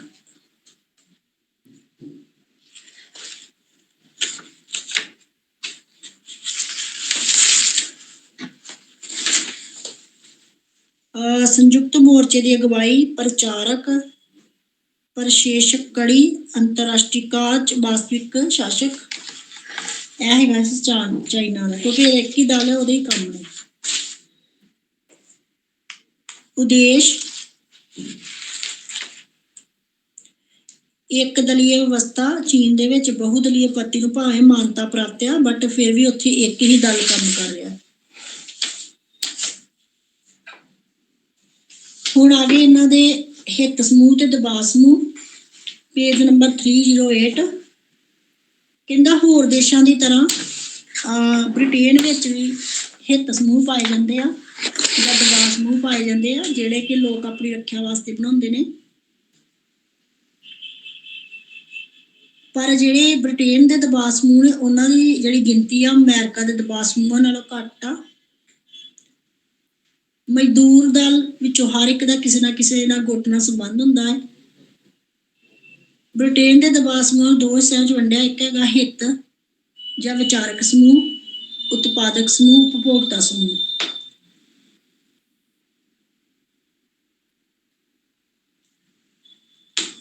ਉਦਯੋਗਿਕ ਪਰਿਸੰਘ ਦਾ ਨਿਰਮਾਣ, ਯਾਨੀ ਕਿ ਉਦਯੋਗਿਕ ਸਮੂਹ, ਸਿੱਖਿਅਕ ਸਮੂਹ, ਪਰਿਸੰਘ ਸਮੂਹ, ਨਿਰਯਾਤ ਸਮੂਹ। ਅਮਰੀਕਾ ਦੇ ਵਿੱਚ ਜਿਹੜੇ ਦਬਾਅ ਸਮੂਹ ਨੇ,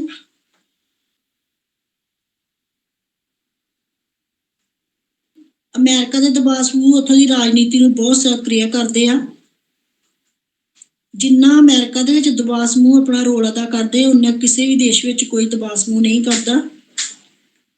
ਇਹਦੀ ਪ੍ਰਥਾ ਲੌਬਿੰਗ ਤੋਂ ਆਰੰਭ ਹੋਈ ਸੀ।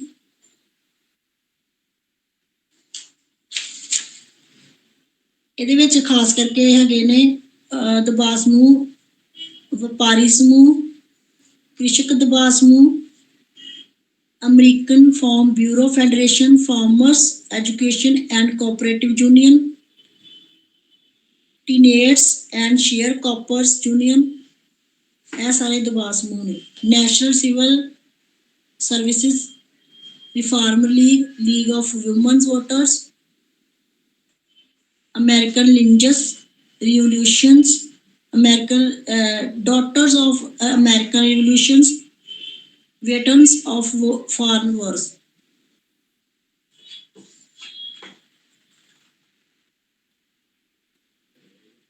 ਕਹਿੰਦਾ ਤਕਨੀਕ ਸਾਰੇ ਦੇਸ਼ਾਂ ਵਿੱਚ ਦਬਾਅ ਸਮੂਹ ਜਿਹੜੇ ਇੱਕ ਹੀ ਤਕਨੀਕ ਮੰਨਦੇ ਆ ਕਿ ਆਪਣੀਆਂ ਗੱਲਾਂ ਨੂੰ ਮਨਵਾਉਣ ਤੇ ਸਰਕਾਰ ਉੱਤੇ ਜ਼ੋਰ ਪਾਉਣਾ। ਫਰਾਂਸ ਵਿੱਚ ਵੀ ਦਬਾਅ ਸਮੂਹ ਹੈਗੇ ਆ। ਜੇਕਰ ਤੁਹਾਨੂੰ 2 ਮਾਰਕਸ ਦਾ ਕੁਐਸਚਨ ਹੋ ਜਾਏ ਕਿ ਫਰਾਂਸ ਦੇ ਵਿੱਚ ਦਬਾਅ ਸਮੂਹ, ਤੇ ਸਿਰਫ ਉਹਨਾਂ ਦੇ ਨਾਮ ਲਿਖਣੇ ਆ। CNPF, LBC, FNSEA, ਇਹਨਾਂ ਦੀ ਸ਼ਾਰਟ ਫਾਰਮ ਲਿਖੀ ਜਾਣੀ।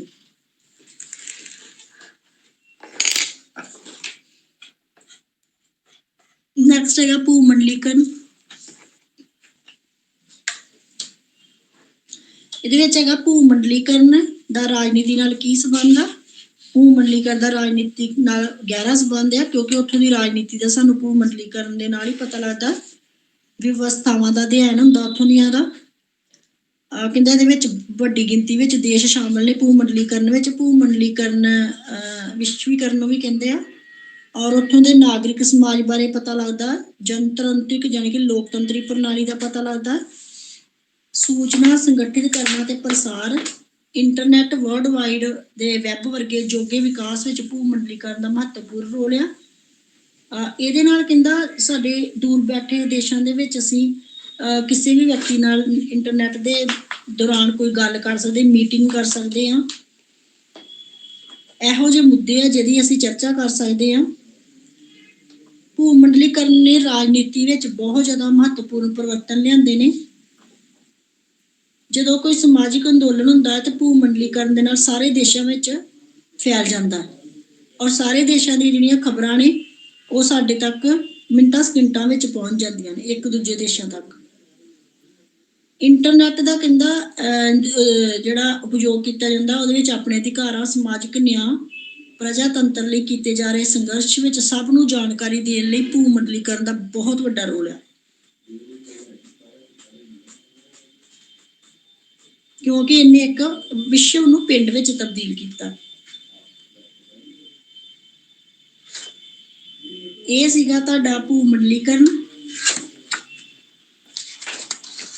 ਬਸ ਇਹਦੇ ਵਿੱਚ ਇਹੀ ਇੰਪੋਰਟੈਂਟ ਕੁਐਸਚਨ ਸੀ। ਭੂ ਮੰਡਲੀਕਰਨ, ਰਾਜਨੀਤਿਕ ਦਲ ਆਪਾਂ ਪਿੱਛੇ ਪੜ੍ਹ ਲਿਆ, ਬਾਰ-ਬਾਰ ਉਹੀ ਇਹਨਾਂ ਨੇ ਦਿੱਤਾ। ਇੱਥੇ ਤੁਹਾਡੀ ਇਹ ਬੁੱਕ ਖਤਮ ਹੋ ਜਾਂਦੀ ਆ, ਕੰਪੈਰੇਟਿਵ ਪੋਲਿਟਿਕਸ ਐਂਡ ਗਵਰਨਮੈਂਟ। ਇਹਦੇ ਵਿੱਚ ਅਸੀਂ ਸਾਰੇ ਇੰਪੋਰਟੈਂਟ ਟੌਪਿਕ ਜਿਹੜੇ ਨੇ ਉਹ ਕਰ ਲਏ ਨੇ। Okay, bye bye, thank